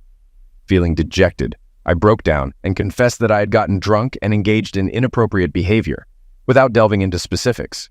Then Nick looked me straight in the eye and asked, "Did you have lovemaking with him?" He saw it in my eyes and grasped it even before I answered. There was no point in denying it, so I admitted that I had consumed too much drinks and felt ashamed that I had allowed it to happen. He was furious, but he didn't press for details, and I refrained from elaborating. Nick left me that day and refused to speak to me. We remained apart for 3 months without any communication. It was agonizing for me until he agreed to start conversing with me again. I pleaded with him at every opportunity to take me back, even suggesting an open hall pass to even the score. Eventually, he agreed to counseling. After several months of therapy, I began to sense that Nick was seeking a path to repair our marriage. I was elated that he seemed willing to reconcile, and I was determined to do whatever it took to salvage our relationship. I anticipated that he would inquire for more details, and I was terrified of what revealing the whole truth would do to him. But to my relief, he refrained from asking those questions. I was overjoyed that I didn't have to choose between lying and revealing the truth, although I realized that withholding the full story is essentially lying by omission. Ultimately, he agreed to reconcile, pledging to do everything possible to forgive me. However, there were conditions. Firstly, I had to sign a post-nuptial agreement stipulating that I would receive minimal assets in the event of another infidelity. Another condition was that I resign from my job and we relocate. Additionally, he surprised me by presenting his own hall passes. Although I had suggested it in my desperation for him to agree without probing further, I signed an agreement granting him a couple of hall passes. I believe he needed them more to rebuild his bruised ego than anything else, as I doubt he ever used them. So I agreed to everything, including moving away from our friends and family, all to win back my husband. Fortunately, he was able to secure a lateral transfer in his company, and my background in insurance facilitated my job search. That's when we moved here. I never had to confess the full truth about my betrayal to him, and I remained faithful from then on. I'm sure you understand why. I fear that if he knew everything, he would divorce me. That's why my mistake last night could potentially be disastrous. I must stick to the narrative that it was a tasteless joke, misunderstood only by him, and that he is unequivocally the best thing in my life. Yana paused, letting her narrative sink in. My goodness, did you have a bacchanalia? I fantasized about that. Tell me again, how was it? Lana asked eagerly, reveling in her friend's actions without grasping the peril it posed to the marriage. Damn it, Lana! I nearly lost my husband and I'm still at risk. Then after a significant pause, Yana confessed. It was the most thrilling carnal encounter of my life, she added solemnly. I can never let Nick discover the truth. Never. Okay, I understand why you'd say that. I also get that no man can compete with two. It beats my dirty story, Lana admitted. What did you do? Yana inquired. Okay, I need you to swear to me too. This stays between us. Steve would probably kick me out, Lana asserted, locking eyes with Yana. We have a pact. Nothing spoken here will ever be disclosed to anyone else. Yana reciprocated their mutual trust and then urged her friend to divulge. All right, it's your turn to spill everything, Lana initiated her narrative. Both of us. I've never vocalized this before either. We were planning a party with coworkers coming over for a swim and barbecue. That evening, Steve called me with an urgent issue regarding one of their major accounts. He personally managed this client and would be at least 3 hours late returning home. Ron, Steve's business partner, took it upon himself to step in for Steve and came over under the pretense of assisting me with preparations. He knew their key client had hired Steve and that Steve needed to personally attend to matters at this client's office, which was about an hour and 10 minutes away each way. My husband is astute in business dealings, but one thing he lacks is discerning when a friend is deceitful. Man, Ron's a womanizer. He went through a divorce due to infidelity.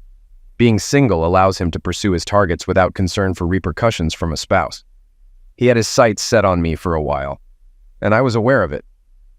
I should have alerted Steve, but I was easily swayed by Ron's flattery. I enjoyed the attention and would reciprocate, sometimes shamelessly when Steve wasn't around. When Ron arrived to help, I was already in a bind.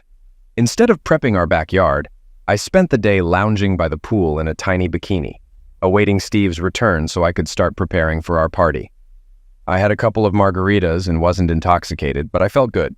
I should have gone inside and changed, but I didn't. Ron was clearly enjoying himself, and I relished in letting him watch. We began setting up the patio for our guests.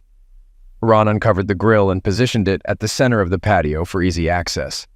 He checked the propane tank's gas levels and briefly lit the grill to ensure it was operational. Then we rearranged some chairs and tables, brought out the beer cooler, stocked the bar, and set up umbrellas. Our guests offered to bring additional holiday appetizers and sides. Once we finished, Ron made us margaritas and suggested we omit mentioning his assistance in preparing for Steve's meeting. We returned to the pool, and Ron commented on how he had worked up a sweat and how inviting the pool looked. Noticing he hadn't brought swim trunks, I teased that he could go without them, promising not to peek. Instead of continuing the playful banter, he began undressing. When he was down to just his boxers, he approached me and suggested we swim together, urging me to remove my swimsuit. I should have fled, but my intoxicated and reckless side prevailed. They stripped me undressed, and I impulsively dove into the pool. Ron joined me swiftly, holding me close. We were both unclothed, and I knew I'd let him have coition with me. I surrendered to him, exploring each other's bodies with caresses. It was incredibly wrong, yet undeniably pleasurable. Then Ron began touching me in a way Steve never had, sending me into a frenzy and granting me one of the most intense climaxes I'd ever experienced. The thrill of something new, so wicked and forbidden, transported me to ecstasy. After I calmed down, Ron suggested it was my turn to reciprocate and assist him in a quick finish. I complied, and we had a few more drinks. He insisted we not waste time and initiated a third round, possessing me fiercely. I was certain I'd be left with bruises. As he reached his climax, I begged him to stop, and he approached me with a growl. Tears streamed down my face, feeling hurt and ashamed of betraying my husband. That night, I had to conceal my bruises from Steve, pleading with Ron not to disclose our encounter. He warned that if Steve discovered the truth, it would spell trouble for both of us, so we agreed to remain silent. Thankfully, he hasn't attempted to repeat our escapade. I'm relieved and resolved never to cheat again, regardless of the circumstances. However, we still communicate frequently and play golf together a couple of times each month. Since Ron tends to boast, I'm constantly anxious he'll reveal my secret. Steve mentioned that Ron keeps boasting about some wild woman he slept with, but won't divulge her identity. I'm certain he's describing our encounter. The scoundrel is probably relishing in discussing his exploits with his oblivious spouse. If Steve ever learns that Ron is bragging about me, I fear he'll lash out at us both, and perhaps rightfully so. With these words, Lana concluded her harrowing tale. Later that day, Lana phoned Yana. "Hey friend, is everything back to normal?" "No, Lana, I haven't heard a peep from Nick. 5 years later. I thought we had moved past it. Have you ever heard about this guy, Mark?" Lana inquired. "No, but my mom mentioned a coworker named Mark who got roughed up pretty bad when he left the bar. Do you think it was Nick?" "I'm not sure. I'm too scared to ask. Plus, I never want to reopen old wounds and cause him more pain. That's why it's so awful that I messed up last night and made him relive it all over again. I'm really worried." "He won't leave you, honey. He loves you too much. He's just hurt, reliving the fact that you cheated on him. Look, he's already forgiven you for what he knows about. He'll come around. Trust me." "I don't know. I'm terrified, Lana. We were planning to have kids. I had my last drink at your party, and then we were going to start trying to conceive. Now I'm not so sure." "Are you still planning to get pregnant? That's fantastic," Lana responded enthusiastically. "I stopped taking the pills 3 days ago, but now maybe he's relieved we don't have a child. Who would want to complicate a divorce?" Yana replied, tears streaming down her face. "Listen, he's probably just passed out drunk in his motel room, and we'll sleep it off. Don't worry, you'll soon be filled with little swimmers. Hey, my grizzly bear is calling. I gotta go. Hang in there. I'll call you tomorrow, okay? Take care of Steve. We'll talk tomorrow. Bye." Both women drifted off to sleep. Yana spent a long, lonely night waiting on the sofa for her husband, who never returned. At 3 o'clock in the morning, exhaustion finally overcame her, and she fell asleep. Nick rose early on Saturday, packed enough to stay away from home for several days. Unwilling to face his wife, he headed to a diner for breakfast. As he sipped his coffee, he replayed the events of the previous evening in his mind. He seethed. That damn woman, that damn woman. So I'm not her best lover. I guess that idiot Mark really knocked her socks off. Damn woman. He glanced at his phone and powered it off. Let him figure out where I went, he mused. Nick poked at his ham and eggs, pondering his next move. A short-term question arose. What to do for the rest of the day? Then came the inevitable long-term one. Would he ever return home? Or should he divorce this woman? Divorce? Lord, is this what it's come to? It doesn't sit right. but making a decision now, when I'm furious, might not be wise. Perhaps I should go back and confront that damn idiot again. No, I was lucky not to get caught last time. I need to think. Maybe hitting the golf course would clear my head. That's it. Everything I need is there already. Maybe there I can figure out what to do about my damn disrespectful wife. He joined another couple, having his own cart, which gave him more time to contemplate since he didn't feel like chatting with his cart companion. After the match, he had a couple of drinks, and the first bright spot of the day was seeing his favorite bartender, affectionately known as Susie Q. Susan Bryant was her real name. They always bantered back and forth, flirting playfully. Despite the flirtation, he never attempted to seduce her. Their suggestive exchanges were merely playful conversations. He assumed she was just trying to boost her tips, which indeed worked. Susie Q immediately sensed that Nick's usual carnal banter was absent, and that something was troubling him. When the other golfers left, Nick felt it was the right time and place to continue drinking. Noticing that it wasn't busy, Susie Q approached him. "What's wrong, honey? I miss your usual charm," she started. "Ah, the usual drama at home," he replied. "Come on, darling, you always say that. You can confide in me about anything, sweetheart. That's what I'm here for." Last night, during a game of truth or dare, my wife announced to me and everyone else that I wasn't the best lover she's ever had, he confessed. "Damn, is she upset with you or something? I don't believe for a second that's true about you. The way you flirt with me all the time gets me going," she chuckled. "I wish you meant that. I need a hot woman to help me relax a bit," he lamented. "Do you think I'm hot?" she asked, giving him a seductive smile. "Hell yes, but I know I'm just a customer and you're doing your job." "I get it. I don't stand a chance with you," he replied. She looked him straight in the eyes and said, "You do have a chance." This caught Nick off guard. "I wish you'd take seriously that you have a chance. A few years ago, my wife messed up. She got drunk and cheated on me with some idiot. After a lot of soul-searching and therapy, I agreed to take her back, but under certain conditions. One of them was for me to have a couple of hall passes to even things out." "She gave you free passes to be with other women? Is that for real?" asked Susie. "That was the deal. It's even in writing," he confirmed. "I'll never tell my husband he's not the best lover. Whether it's true or not, it's just not something you say carelessly," she declared. "Nick, I'm off at 5. If you want to cash in one of those passes, be here," Susan said, observing more golfers entering the room before leaving Nick to ponder her proposition. As she tended to her new customers, Nick thought to himself, "God, I always thought she was just humoring me because I tip well. Maybe she was actually offering me something more. Well, Yana agreed to the passes, and Susie Q might be able to give me what I need to regain my confidence." It was 3 o'clock in the afternoon, 2 hours before her shift ended. Nick decided against sitting in a bar, getting drunk, and deliberating on his next move. Instead, he dropped 2 $50 bills on the counter, totaling $58 to settle the tab, waved to Susan, and said, "I'll be back." He couldn't shake Susie Q's best attributes from his mind. She possessed eye-catching 36D bosom that drew everyone's attention. Susie Q herself was a stunning woman, several years his senior but didn't look it. To add to her allure, she had a voluptuous and appealing rear. Considering his options, he muttered to himself, "Yana never felt the agony of betrayal, the unbearable pain I had to endure.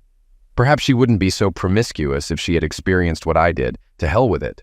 I'm going to shower, change, and return to the bar at 5 to see if Susie Q is serious or not." At 4:45 p.m., Nick returned to the bar, and Susie couldn't help but smile broadly. She poured him a whiskey and cola, placing it in front of him, and remarked, "After that last tip, this one's on me." She added, "Bill's here to take over the bar. Just give us a moment to close out the register and I'll be ready to go. I'm famished. Any ideas on where we'll dine?" As she prepared to leave, Nick phoned and reserved a table at one of the city's finest restaurants. During dinner, he attempted to steer the conversation toward Susie, but she sought a more thorough explanation of why he chose to ask her out. He divulged everything he knew. She revealed only that she was divorced, had been a flirtatious wife, and that this contributed to the demise of her marriage. After dinner, they ventured to a dance club, imbibed a few drinks, and danced.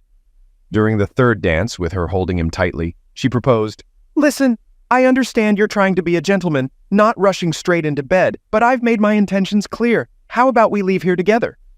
Without further debate, the bill was settled, and they headed to her apartment. Care for a drink while I slip into something more comfortable? She inquired. Nick simply smiled and accepted her offer. As she disappeared into the bedroom, his breath caught in his throat. He managed to utter, "My God, you're stunning." She emerged wearing a Steelers jersey and nothing else. She reached up, placing her hands on the back of his head, drawing him into a passionate kiss. "I'm glad you approve," she murmured as she guided his hand to her most carnal area. Susie led him toward the bed, kissing him fervently and disrobing him along the way. "Would you consider staying the night? We'll need some extra time as I hope you'll explore every carnal possibility," she purred seductively, reclining on the bed. They passionately caressed and stimulated each other. He had never encountered a woman who derived such pleasure from pleasuring a man. They reached climax simultaneously. "Did you enjoy yourself?" she inquired. "It was incredible. Truly amazing," he replied, struggling to find the right words to encapsulate the experience. "I'm thrilled you had a good time, but the same rule applies to guys." He appeared embarrassed, so she added, "Promise me never tell your woman she's not the best." Understanding dawned on him, and he chuckled. "Got it. Lie down, I'll grab us some glasses. We'll regroup, then I'll sort you out again," she instructed. Her flawless bare backside swayed enticingly as she returned to the kitchen. Nick couldn't help but be mesmerized by her seductive movements. After allowing him time to recover, Susie began gently massaging his entire body. This round lasted a bit longer, which suited them both just fine. They reached their climax once more. "Did you ever imagine we'd end up here?" she inquired. "No, never." "Well, maybe I fantasized about it a couple of times while Jana and I were carnal, but it felt a bit awkward.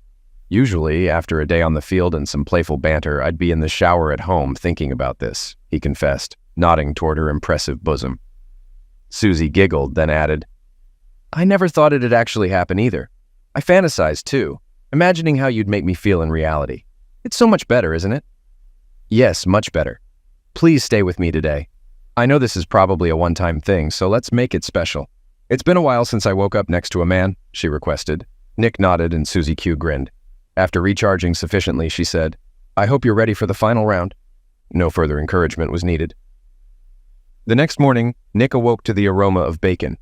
Susie Q had already prepared coffee and breakfast as he strolled into the kitchen, fully dressed. "Is all this necessary?" he questioned. "It's okay. I wanted to go all out," she reassured him with a smile. "Susan," he began, "don't apologize. I know you still love your wife. I'm mature enough to understand. I wanted you just as much as you wanted me last night," she interjected, cutting off his apology. "Besides," she continued, "I'm not cut out for monogamous relationships, which is actually why I got divorced. I thought it was your husband, that he was the biggest fool alive. He was basically an idiot and had issues with being faithful, but he had his moments. We mutually decided we didn't want to be married." "But that's not your style, is it?" she asserted more than asked. "No, it's not. Look, I need to head home and have a serious talk with my wife. I'm fine, really. I thoroughly enjoyed last night," he assured her. "Finish the breakfast I made for you. From now on, we'll just be naughty friends again, teasing each other at the club," Susan declared. After finishing his meal, Nick stood up, pulled her close, and kissed her passionately, reigniting her arousal. "I'm off," he said as he headed toward the door. "If you ever need another hall pass, cash it in with me," she added. "You'll be my first choice," he replied, with a wave goodbye. Sunday morning, Jana, feeling sleepy and deprived of sleep, was awakened by Lana's call. "Hey there, any word from Nick?" "No, Jana, sorry. We haven't heard anything either. Steve's starting to ask questions. He thinks Nick's reaction was too intense for just some teasing." "You didn't mention it, did you? Please tell me you didn't," Jana pleaded. "No, I promised. Don't worry, I won't breathe a word. It's probably just a hangover. Try not to stress too much," Lana reassured her. "Easier said than done." "Did he pack clothes or a shaving kit?" "He grabbed some stuff, toothbrush, razor," Jana replied. "What about his suits? He usually wears them to work, right?" "I think they're all in the closet," Jana said. "He's got work tomorrow, right? He'll be back today, I'm sure. When he does, shower him with love," Lana advised. "But what if he doesn't return or says it's over?" Jana let her worst fears surface. "That doesn't make sense." "He's not going to end things now after forgiving you. He'll cool off and come home. You might have to swallow some pride, but do what it takes," Lana encouraged. "I just want him back so I can show him how much I love him. I think he's pulling in." "Gotta go," Jana said, ending the call. When Nick arrived, Yana was already seated at the kitchen table. "We need to talk," he said, causing Yana to gasp, half expecting him to end things. "You tore my heart out. All those awful images of you with that guy came flooding back. To hear I wasn't your best lover. It felt like your date was more than just a joke," he started. Yana seized the moment, repeating most of what she'd said in her Saturday morning message, hoping to sway him back home. "Baby, that's not what I meant. I was drunk, thought I was joking, playing a prank. I wasn't thinking about the past. I was just teasing, like any wife would. Nobody thought I was serious. Even Lana's comment was just in jest. She's been calling, apologizing, feeling awful, blaming herself for our problems," she explained. "I don't know, it felt like more than just a joke. And I don't want Lana dragged into this. This is between us. Please tell me you didn't tell her anything else," Nick pressed, fearing Yana might spill the beans. "No, baby, I didn't. Just between us," she assured, adding another layer to the lie. "I swear, that's not what I meant. You're everything to me. Let me make it right," Yana pleaded. Okay, let's say I believe you. But there's something else. On Saturday, I went to the club. When those memories came back, I was furious. I started to resent you for what happened. Even after 5 years, it still hurts, Nick confessed, leaving Yana frozen, uncertain of what came next. Afterward, I lingered at the bar, hoping to drown my sorrows. The guys I was with finished their drinks and left. Susie, the bartender, noticed my downcast mood. Since we'd always been friendly, she came over and asked what was wrong. I was already quite drunk, so I spilled about last night and how you didn't think I was the best. Susie offered if I wanted to cash in one of my passes, she'd be off at 5. I went back to the course, playing a few more holes, trying to figure out if I wanted to use her to get back at you. I was also considering a divorce. When Nick mentioned divorce, Yana took a deep breath. Not wanting to delay, he continued, "I realized ending us wasn't exactly what I wanted, but I needed to alleviate the pain you caused. It may seem petty, but I wanted you to feel the same hurt." Just before the end of the workday, I returned to the bar. Susie understood without a word. Yana was speechless. The gravity of her husband's confession sank in, tears streaming down her cheeks as he went on. We quickly made plans for the evening, including dinner and dancing. Then I spent the night with her. Nick felt ashamed. The free pass he used wasn't free at all. He wanted Yana to suffer, and he succeeded. But the emotional toll on both of them was high. "Oh my God!" Yana exclaimed, rushing to the bedroom and locking the door. Nick believed trying to talk with her now would be fruitless, so he went to the utility room for his work clothes. After changing, he went outside, started the lawnmower, and began working on the lawn, wanting to prolong his time away. He also mowed their elderly neighbor's yard, a task he often did. While washing his truck, he noticed her car was gone. He figured she must have left while he was mowing the neighbor's grass. Soon after, Yana returned, parked the car, and emerged with a small bag. Spotting her husband, she didn't approach him, but headed inside instead. He assumed she might have dashed off to the store after completing her tasks. It was 5 in the evening, and Nick finally conceded that he had run out of excuses to delay going back inside. Yana was in the kitchen, seemingly preparing dinner, her eyes betraying hours of tears. "Did you go to the store? I saw you with the bag," Nick inquired. "No, just some things from the pharmacy that I left in the car yesterday while I was out searching for you." "Where were you? It doesn't matter." "It doesn't matter," he persisted. "I went to your golf club. I wanted to talk to her." "Susan? Why?" "I asked her not to take you away from me," Yana confessed. "Yana, that's not going to happen," Susan reassured her. Then she confessed she wasn't keen on being exclusive herself. She also mentioned she was certain you were in love with me. "I love you," Nick affirmed. "That's not the issue," he added. She also asked if I truly said you weren't my best ever in front of our friends. When I nodded, she questioned whether I was in my right mind to say something like that or just being foolish. I told her I meant it as a joke. She said there's nothing funny about that, especially in front of friends. Damn! Are you ready for her advice? When I said yes, she shared a couple of insights. "What were they?" Nick inquired. "I can't disclose it. It's a secret pact among women," Yana replied, a smile finally breaking across her face. After the truth or dare fiasco, Susan shared that a woman should always uplift a man's ego, particularly in public. "Tell him and others, too, that he's the strongest, the most handsome, the smartest, and tops the list. The best lover in the world. Just like you love to hear that you're the smartest, most beautiful, hottest, most loving wife there is." It doesn't have to be entirely true. It's his belief that you see him that way that matters. He wants to be your hero. Let him. Yes, and one more thing. Look at him with adoration in your eyes. I'm just saying, don't let him know our secret, or it will only make things worse. Baby, I'm at a loss for words, Nick began, attempting to steer the conversation back to civility before anything else was said. Answer me. Do you still want to stay married? I love you and I'm certain I want us to remain together. But Friday shattered me nearly as much as it did 5 years ago. My ego needed a boost, and fueled by drinks on Saturday, my wounded pride led me to exploit the promise you made when we agreed to stay married. I understand what I promised. 5 years have gone by, and I thought we no longer needed to settle the score. Baby, He started, but Yana cut in. No, don't apologize. I made this agreement. I just didn't anticipate how much it would hurt if you chose to act on it. Nikki, I'm so sorry for causing you this unbearable, enduring pain. I feel awful imagining you in her bed, doing to her what should only be done with me. This mess we're in is my fault. I have to own up to it. I'll accept the consequences of my mistake. I just want to remain your wife. Instead of a verbal response, Nick opened his arms and Yana rushed into them, embracing him desperately. Nikki, are we okay now? I agreed to a few hall passes, but I don't think I can handle it. If you're going to continue with this bartender, only you know the answer for sure. Since I never asked for details about when it happened, I was too devastated to ask at the time. Even during our counseling sessions, I didn't inquire if there was more. I suppose I didn't want to know if it was worse than what I already knew, the thing I was going to divorce you over. I wanted your actions to be a forgivable mistake. Was there more to it than I already know? Yana gasped, struggling to maintain composure and avoid breaking down.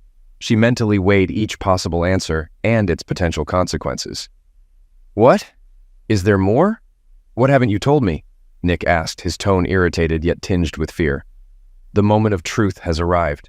Yana confessed to her drinks-induced, lust-driven bacchanalia, which provided her with the most fulfilling carnal experience of her life, that she cheated with 2 men, not just one. She was certain that revealing this fact would likely lead to losing her husband, or she must summon every ounce of strength, look him squarely in the eye, and lie convincingly. Yana had been pondering how to answer this direct question for 5 years. She reasoned that disclosing everything would inflict even greater pain on Nick, and likely end their marriage. Neither option was acceptable to her. She concluded that this would be her burden to bear, a sacrifice she must make to salvage her marriage and shield it from unnecessary agony. Though initially taken aback, her response came promptly and didn't seem fabricated. He had no clue she'd been preparing for this moment for so long. She lied as if her life depended on it. No, my love. I gave that idiot access to my body once. Let's call it even. We both need to let this go or it will destroy our marriage. If you can truly forgive me and let go of my past mistake, I won't breathe a word about your encounter with Susan. I need this to be over. Do we understand each other? She pleaded with her eyes. Yes, I need it to end too. What we did to each other caused immense pain. I agree that if we keep dwelling on it, we won't survive. I don't need passes anymore, he said. I love you, he continued. I love you more than you realize. I'll never again make you doubt that you're my best at everything, she replied. Both of them set aside the events of the previous weekend and those from 5 years ago. There will never again be a reason to dredge up a malignant past. In the days following their reconciliation, best friends Yana and Lana continued to confide in each other. They both agreed they needed to bury the truth of the past for their marriages to thrive. They pledged to never speak of their past indiscretions or their consequences again. An unexpected outcome of Yana and Nick's conflict was that Lana woke up to the dangerous path she was on, and it scared her. She intentionally changed her interactions with other men. Steve noticed the change in Lana's behavior and questioned her about it. She explained that she realized she had been taking him for granted and was determined to fix their relationship. Steve also noticed an increase in the frequency and intensity of their carnal encounters. Was Susie Q's wise advice passed on to Lana? 3 months after their reconciliation, Yana's birth control failed, and she became pregnant. Nick was overjoyed. Their new chapter as a loving family began without looking back. A year after the truth or dare incident, Ron got blackout drunk while golfing with Steve and revealed his affair with Lana. Steve's reaction was immediate. He punched Ron, knocking him to the ground. Ron's golf bag was thrown off the cart, leaving him on the 16th tee. Returning home, Steve confronted Lana, who immediately confessed and begged for forgiveness. Steve moved out for several months, weighing his options. Ron and Lana had agreed that it would be detrimental if Steve found out about the affair. Ron accepted a settlement from Steve, regretting his actions. Lana's ordeal scared Yana, but Lana managed to survive the divorce and start anew as a single mother. Years later, Lana met a man she had previously encountered at a work convention. They started dating, got married, and relocated to his home state. The once close friendship between Yana and Lana suffered due to deceit, now reduced to occasional Christmas cards and random phone calls. Only 4 people knew the truth about Yana's indiscretion. The only one who could threaten Nick and Yana's marriage was Yana herself, and she vowed never to do so. Story 4. Nathan Pierce stood in front of his bedroom mirror, tying his tie. He had always been meticulous, an early riser, a hard worker. His job as a software engineer at a startup in Boulder, Colorado, kept him busy. He liked being busy. Work gave him purpose, structure. But as he straightened his tie, something gnawed at him, a feeling that had started creeping in over the past few weeks. His wife, Rebecca, had been acting strange lately. She had always been vibrant and social, her energy filling the room wherever she went. A top-tier real estate agent in Boulder, Rebecca thrived on her charm, her ability to connect with people. But something had shifted. She was distant, distracted. She was spending more time at work and on her phone, texting late at night, claiming it was clients or last-minute deals. Nathan wasn't one to jump to conclusions. He trusted Rebecca. They had been married for 10 years. A decade of love, trust, and support. But still, the unease clung to him, a dark cloud hovering just out of sight. As he finished adjusting his tie, he glanced at the bed. Rebecca was still asleep, her back turned to him. He sighed. They hadn't really talked in days, not beyond the surface-level conversations about work and plans for the weekend. The intimacy they once shared seemed to have evaporated. Nathan pushed the thought aside. Maybe it was just stress. They were both busy. But deep down, he knew something was wrong. Later that night, Nathan found himself sitting in a quiet hotel room in New York City. His work had sent him on a last-minute business trip, leaving Rebecca alone in Boulder. He stared at his laptop screen, trying to focus on the project at hand, but his mind kept drifting back to her. He checked his phone, no messages. She hadn't called to say goodnight, which was unusual. Rebecca was always good about that, even on her busiest days. He opened the messaging app, staring at their last conversation, which was days ago, just brief exchanges about groceries and errands. The distance between them had grown, and now it felt like a chasm. Nathan closed the laptop and stood up, pacing the room. His heart raced. Maybe it was nothing. Maybe he was being paranoid. But there was a nagging voice in the back of his mind, a voice he couldn't ignore anymore. He grabbed his phone and dialed a number. It rang twice before a woman answered. "Hello? Amanda? It's Nathan Pierce." "Nathan, how are you? I need to hire you. I think Rebecca's cheating on me." Amanda Reese, one of the top private investigators in Boulder, paused. She had known Nathan and Rebecca from mutual friends, and she'd always respected Nathan for his no-nonsense approach to life. "Are you sure? I mean, you're asking me to. I'm not sure. That's why I'm calling you. I need to know the truth." There was a brief silence before Amanda replied. "All right, Nathan. I'll take the case. I'll need a few days. I'll call you when I have something." Nathan hung up and sat back on the edge of the hotel bed. His hands shook, not from fear but from anger. He had always trusted Rebecca. He had given her everything: his time, his loyalty, his love. If she was betraying him, he wouldn't forgive her. He couldn't.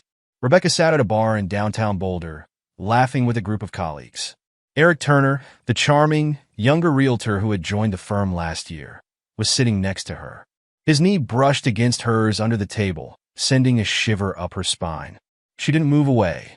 The night had started innocently enough. Drinks with coworkers, a way to unwind after a stressful week. But as the hours passed and the drinks flowed, Rebecca found herself gravitating toward Eric. He was fun, easygoing, always quick with a joke. And he paid attention to her, really paid attention. Something Nathan hadn't done in months.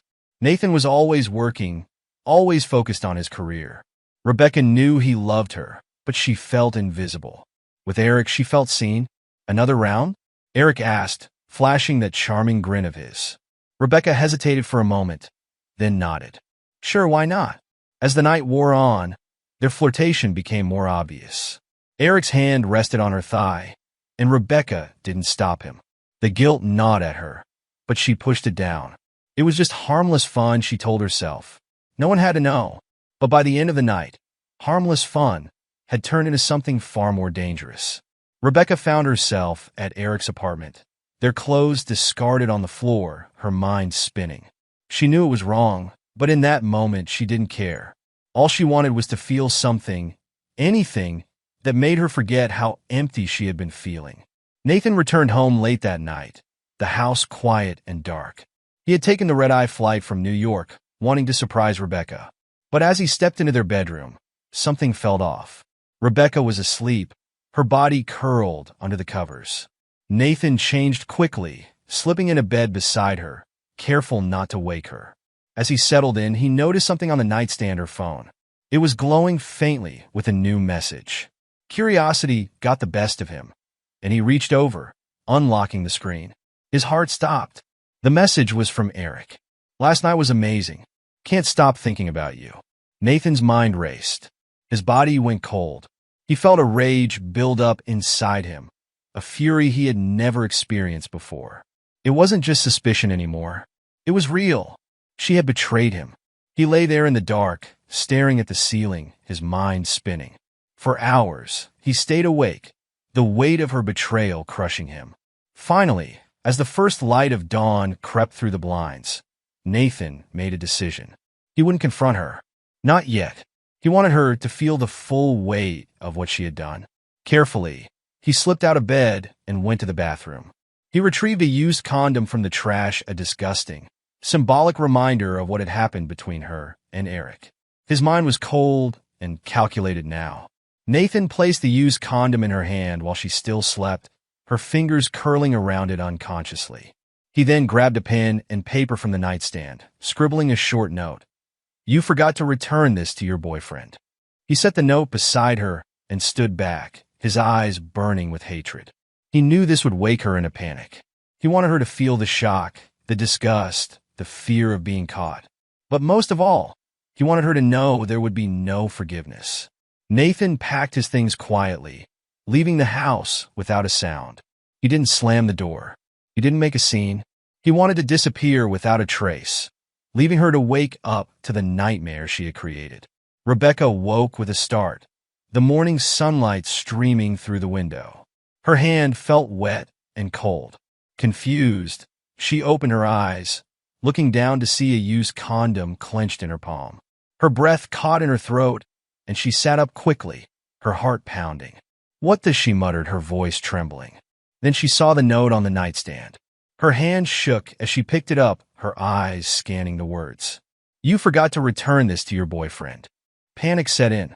She jumped out of bed, calling out for Nathan, but the house was eerily silent. His clothes, his bag, everything gone. He had vanished. Her heart raced as she dialed his number, but it went straight to voicemail. Again and again, she tried to reach him, each time with the same result. She sent frantic texts, begging him to come back, to let her explain, but there was no response. Rebecca collapsed on the edge of the bed, her mind spinning. How could he know? How had he found out? Her chest tightened with panic as she tried to piece everything together. She had been so careful, or at least she thought she had been. Tears welled up in her eyes as the full weight of her actions hit her. She had betrayed him, and now she was paying the price. Nathan stood outside the house, watching from a distance as Rebecca scrambled inside. He had parked his car down the street, far enough away that she wouldn't see him. He wanted to watch her panic, to see her desperation. He had no intention of forgiving her, ever. In his mind, trust was absolute, and once it was broken, there was no going back. He had given Rebecca everything, and she had thrown it away for a meaningless fling with some younger guy. Now, he would make sure she suffered. Nathan started the car, driving away without looking back. He had a meticulous, calculated plan to ensure that Rebecca would regret every moment of her betrayal. There would be no forgiveness, no reconciliation.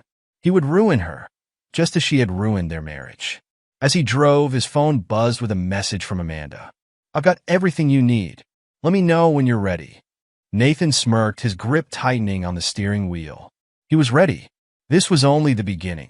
Nathan stood in front of Amanda's office, his fingers drumming against the doorframe before pushing it open.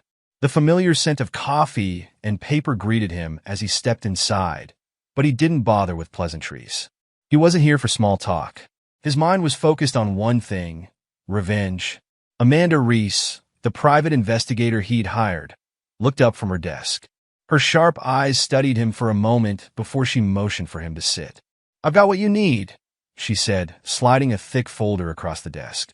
Nathan sat down, but didn't touch the folder right away. His face was expressionless, but inside, he was burning with a mix of rage and cold calculation. He knew what was in that folder: proof of Rebecca's infidelity. He didn't need to see the details, but he needed them to execute his plan. "Tell me everything," he said, his voice cold and steady. Amanda leaned back in her chair, crossing her arms. "I followed her for the past week, just like you asked. She met with Eric Turner 3 times, each time at his apartment. I've got photos, timestamps, and even some audio recordings. There's no doubt about it, Nathan. She's cheating." Nathan clenched his jaw, but didn't say anything for a moment. The confirmation, while expected, still stung. He had spent the last 10 years building a life with Rebecca, and in return, she had thrown it all away for some cheap fling. The thought made his blood boil. Amanda continued, sensing his need for more details. "They've been seeing each other for a few months now, but it's been more frequent in the past few weeks. She's covering her tracks pretty well, but I was able to dig up some old messages and emails between them. It's clear she's been lying to you for a while." Nathan's fists tightened on his lap, but he forced himself to stay calm. He wasn't the type to act on impulse, not anymore. That was what Rebecca expected: anger, a confrontation, an explosion of emotions. But he wouldn't give her that satisfaction. Instead, he had a plan, a meticulous, thought-out plan to make her pay. "Good," Nathan finally said, his voice low and controlled. "I don't want this to be over quickly. I want her to suffer. I want her to lose everything." Amanda nodded, unfazed by his intensity. She had seen this before: betrayed spouses, broken marriages, but there was something different about Nathan. He wasn't just hurt. He was calculating, methodical. This wasn't about revenge in the heat of the moment. This was cold, deliberate destruction. "What's your next move?" she asked, leaning forward slightly. Nathan's lips curled into a faint smile, though it didn't reach his eyes. "I'm going to destroy her reputation first. Then, I'll leave her with nothing." Later that day, Nathan sat in a dimly lit bar, staring into his glass of whiskey. He had never been much of a drinker, but today called for something stronger than his usual coffee. Across from him sat Sam Green, one of his oldest friends and a successful divorce attorney. "I know it's ugly, man," Sam said, taking a sip of his own drink. "But you've got options.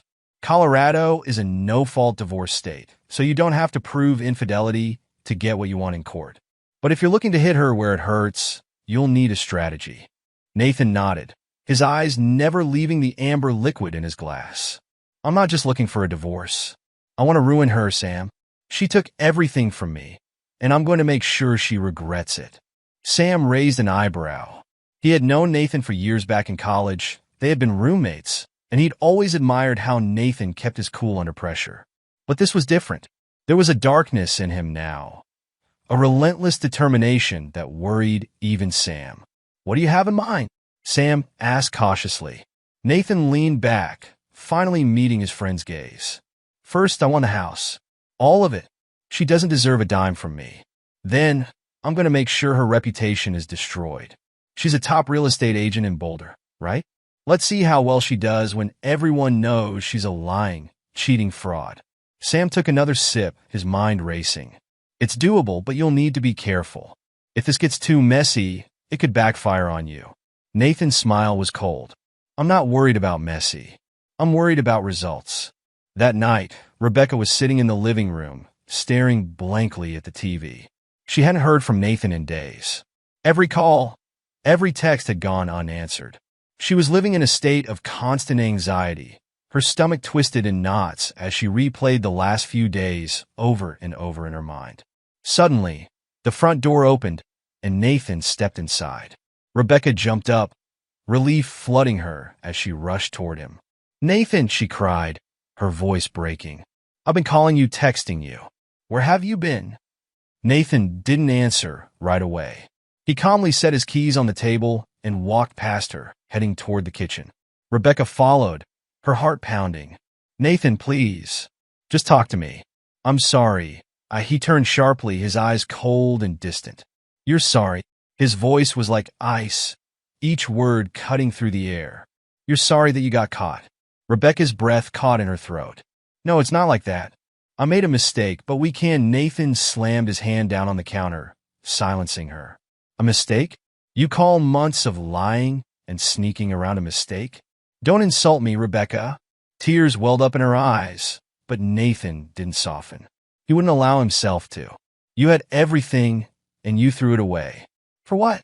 Some guy who doesn't even matter? Was it worth it?" Rebecca shook her head, her voice trembling. "No, it wasn't worth it. I don't even know why I did it. Please, Nathan, I love you. We can work through this." Nathan let out a bitter laugh. "Work through this? You think there's any chance I'll forgive you?" He took a step toward her, his eyes burning with anger. "You broke us, Rebecca. There's no fixing this." She reached out to touch him, but he stepped back, shaking his head. "Don't.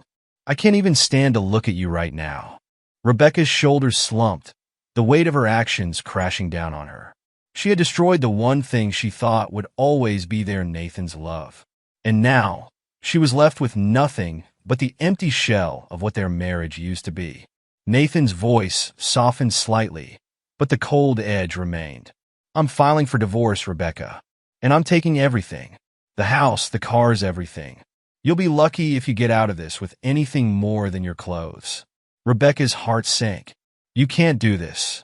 Nathan smiled, but there was no warmth in it. "Watch me." The next morning, Nathan sat in his office, his laptop open as he went through his plan step by step. He had already contacted Sam to begin the divorce proceedings, and now it was time for the next phase, destroying Rebecca's reputation. He knew Rebecca's business was built on her image, her charm, her ability to connect with clients. But that image was fragile, and Nathan had every intention of shattering it. He had already gathered enough dirt on her affair with Eric, thanks to Amanda's thorough investigation. Now, all he needed was the right moment to make it public. He dialed a number, and after a few rings, Amanda picked up. "Is it done?" he asked without preamble. "Yes," Amanda replied. "I leaked the information to a few key people in the real estate community. It won't take long for it to spread." Nathan smirked. "Good. Make sure it goes wide." He hung up and leaned back in his chair, satisfied. It wouldn't be long before Rebecca's phone started ringing, clients canceling, colleagues whispering behind her back. Her career, which she had worked so hard to build, would crumble before her eyes. Nathan didn't feel guilty. Not for a second. She had made her choice, and now she would face the consequences. Rebecca was in her office when the first call came. It was one of her biggest clients, a wealthy developer she had been working with for months. She answered with her usual enthusiasm, but the tone on the other end was cold. "Rebecca, we need to talk," the client said. Rebecca's stomach tightened. "Of course, what's going on?" "I've heard some concerning things about you. About your personal life." Rebecca's heart raced. "I don't know what you're talking about." "There are rumors going around, Rebecca, about an affair. I'm sorry, but we can't afford to be associated with that kind of scandal. I'm going to have to cancel our deal." Rebecca stammered, her voice shaking. "Wait, please, there's been a misunderstanding. I can explain," but the line went dead. She stared at her phone in disbelief, her hands trembling. One by one, the calls kept coming. Clients, colleagues, even friends, each one distancing themselves from her.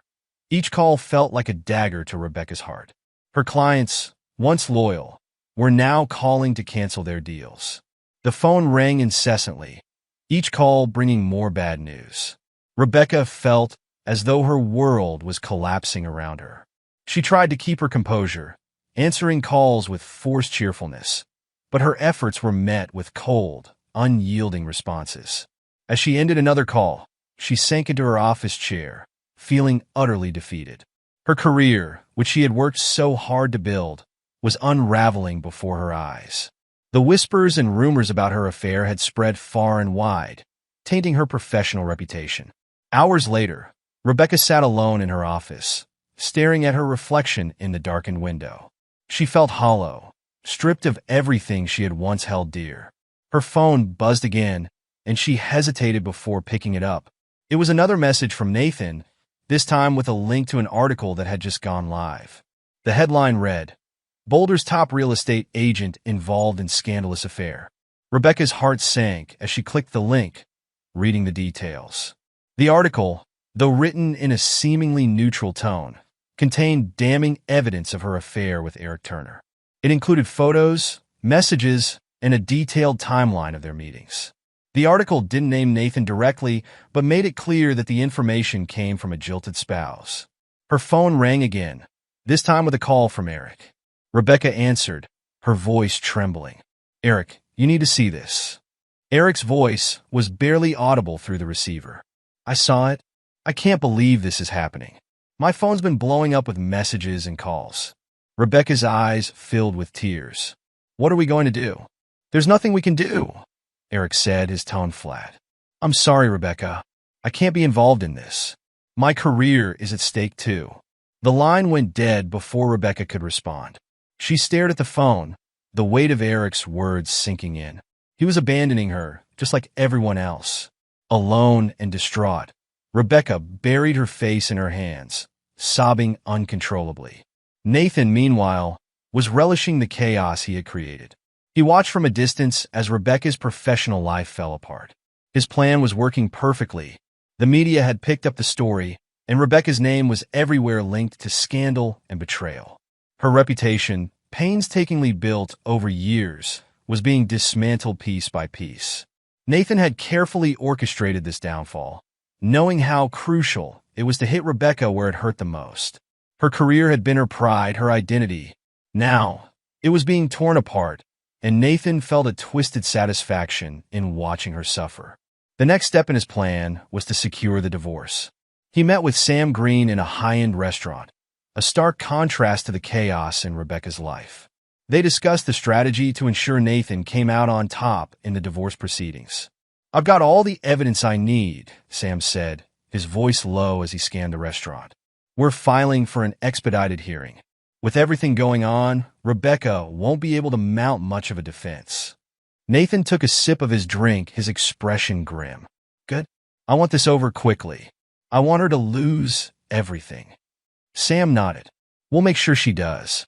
But remember, you need to be prepared for her response. She'll fight back, and she'll use every trick in the book." Nathan's lips curled into a cold smile. "Let her. She's already lost. This is just the final step." Rebecca spent the next few days in a haze of despair. Her once thriving real estate business had all but collapsed, her colleagues and clients distancing themselves from her. She was forced to close her office, and the sight of the empty, silent space was a bitter reminder of what she had lost. In the midst of her turmoil, Rebecca received a letter from Sam Green, Nathan's attorney. It was formal and straightforward notice of the divorce proceedings and Nathan's demands. Rebecca read it with a sinking feeling. Nathan wanted everything: the house, the cars, their savings. He had even filed for full custody of their 2 children, a move she hadn't anticipated. Her heart ached as she thought of her children. They were innocent in all this, yet their lives were being upended by her actions. She had tried to call Nathan, but his phone was always off. Desperation drove her to seek help from friends and family, but they were hesitant to get involved, wary of the scandal and its repercussions. On the day of the court hearing, Rebecca walked into the courthouse with a heavy heart. Her appearance was disheveled, her face pale from lack of sleep. She had hoped for some sign of compassion from Nathan, but he showed none. Instead, he sat in the courtroom with an icy demeanor, his gaze fixed on her with unrelenting determination. As the proceedings began, Sam presented the evidence of Rebecca's infidelity, laying it all out for the judge. The photos, the messages, the articles, they were all there. Nathan watched, unmoved by Rebecca's attempts to justify her actions. Rebecca's attorney, a woman named Lisa Reynolds, tried to counter the evidence. "Your Honor, Rebecca acknowledges her mistakes. She deeply regrets her actions and is willing to make amends. She's seeking a fair division of assets and custody of her children." Nathan's voice cut through the room. A fair division? She's been dishonest and has betrayed not just me but her clients and colleagues. She doesn't deserve any leniency. Lisa turned to Nathan, trying to reason with him. Please, Nathan, consider the children. They need their mother. Nathan's expression hardened. She made her choices. This is the consequence of her actions. The judge listened to both sides, her expression thoughtful. After a lengthy deliberation, she ruled in favor of Nathan. Rebecca would have to forfeit the house, most of the savings, and would only have limited visitation rights with the children. It was a crushing blow, a final validation of Nathan's revenge. Rebecca left the courthouse, her world shattered. She felt as though she had nothing left. Her career, her family, her dignity, everything was gone. She had become a cautionary tale, a story of betrayal and its consequences. As Nathan drove home, he felt a sense of grim satisfaction. His plan had worked.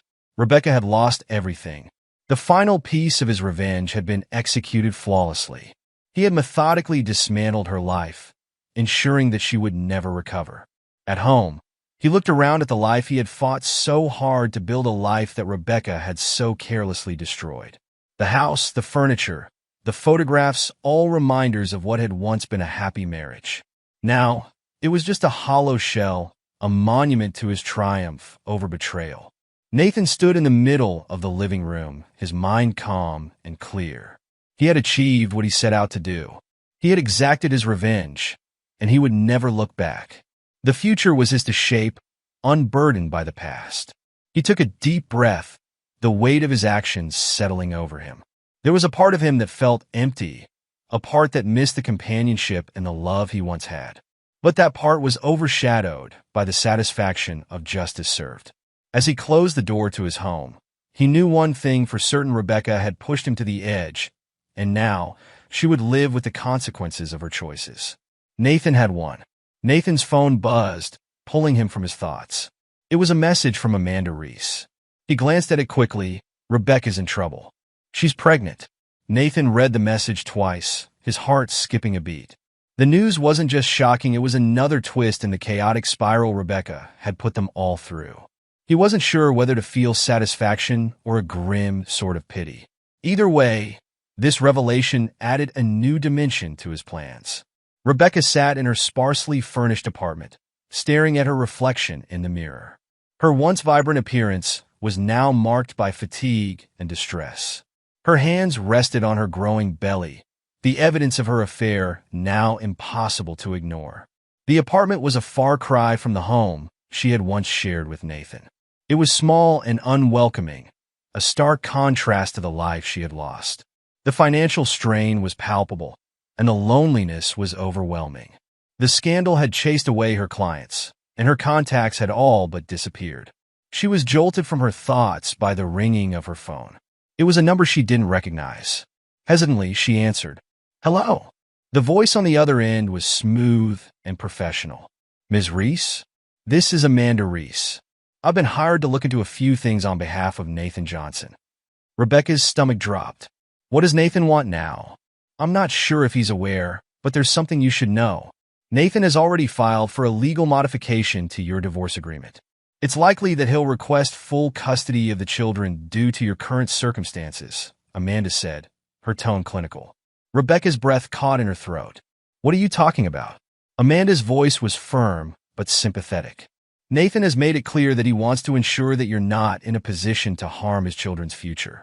The pregnancy changes things, and Nathan's intentions are to secure the best possible environment for them." Rebecca's eyes filled with tears. "You don't understand. I'm trying to make things right. I want to be there for my kids.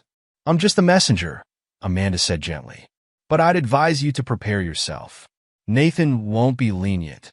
Nathan was sitting at his desk, reviewing legal documents when his phone buzzed again. This time it was a call from Sam Green. "Hey, Nathan," Sam's voice came through. "I need to talk to you about Rebecca's latest development." Nathan leaned back, his fingers tapping rhythmically on his desk. "What's the update?" "Rebecca's pregnant. It's definitely a complicating factor. You should be aware that this could affect the custody arrangement," Sam said, his tone serious. It might be worth reconsidering your approach to ensure the best outcome. Nathan's jaw tightened. Reconsider? I've already made my position clear. She betrayed me, and now she's facing the consequences. I understand that, Sam replied. But remember, this isn't just about revenge anymore. This is about the future of your children. We need to ensure they're in a stable environment. Nathan's frustration was evident in his voice. So, you're suggesting I just let her off the hook? No, I'm suggesting you consider the long-term impact, Sam said. Make sure the outcome is favorable for your children, not just a means of exacting revenge. Nathan sighed heavily. Fine, let's discuss how to approach this. Days later, Rebecca found herself in the middle of a contentious court hearing. The atmosphere was tense, filled with the murmur of legal jargon and the rustle of papers. She was visibly anxious, clutching her lawyer's arm for support. Nathan entered the courtroom, his demeanor cold and resolute. He took his seat, his eyes locking onto Rebecca with an intensity that made her shiver. The judge called the court to order, and the proceedings began.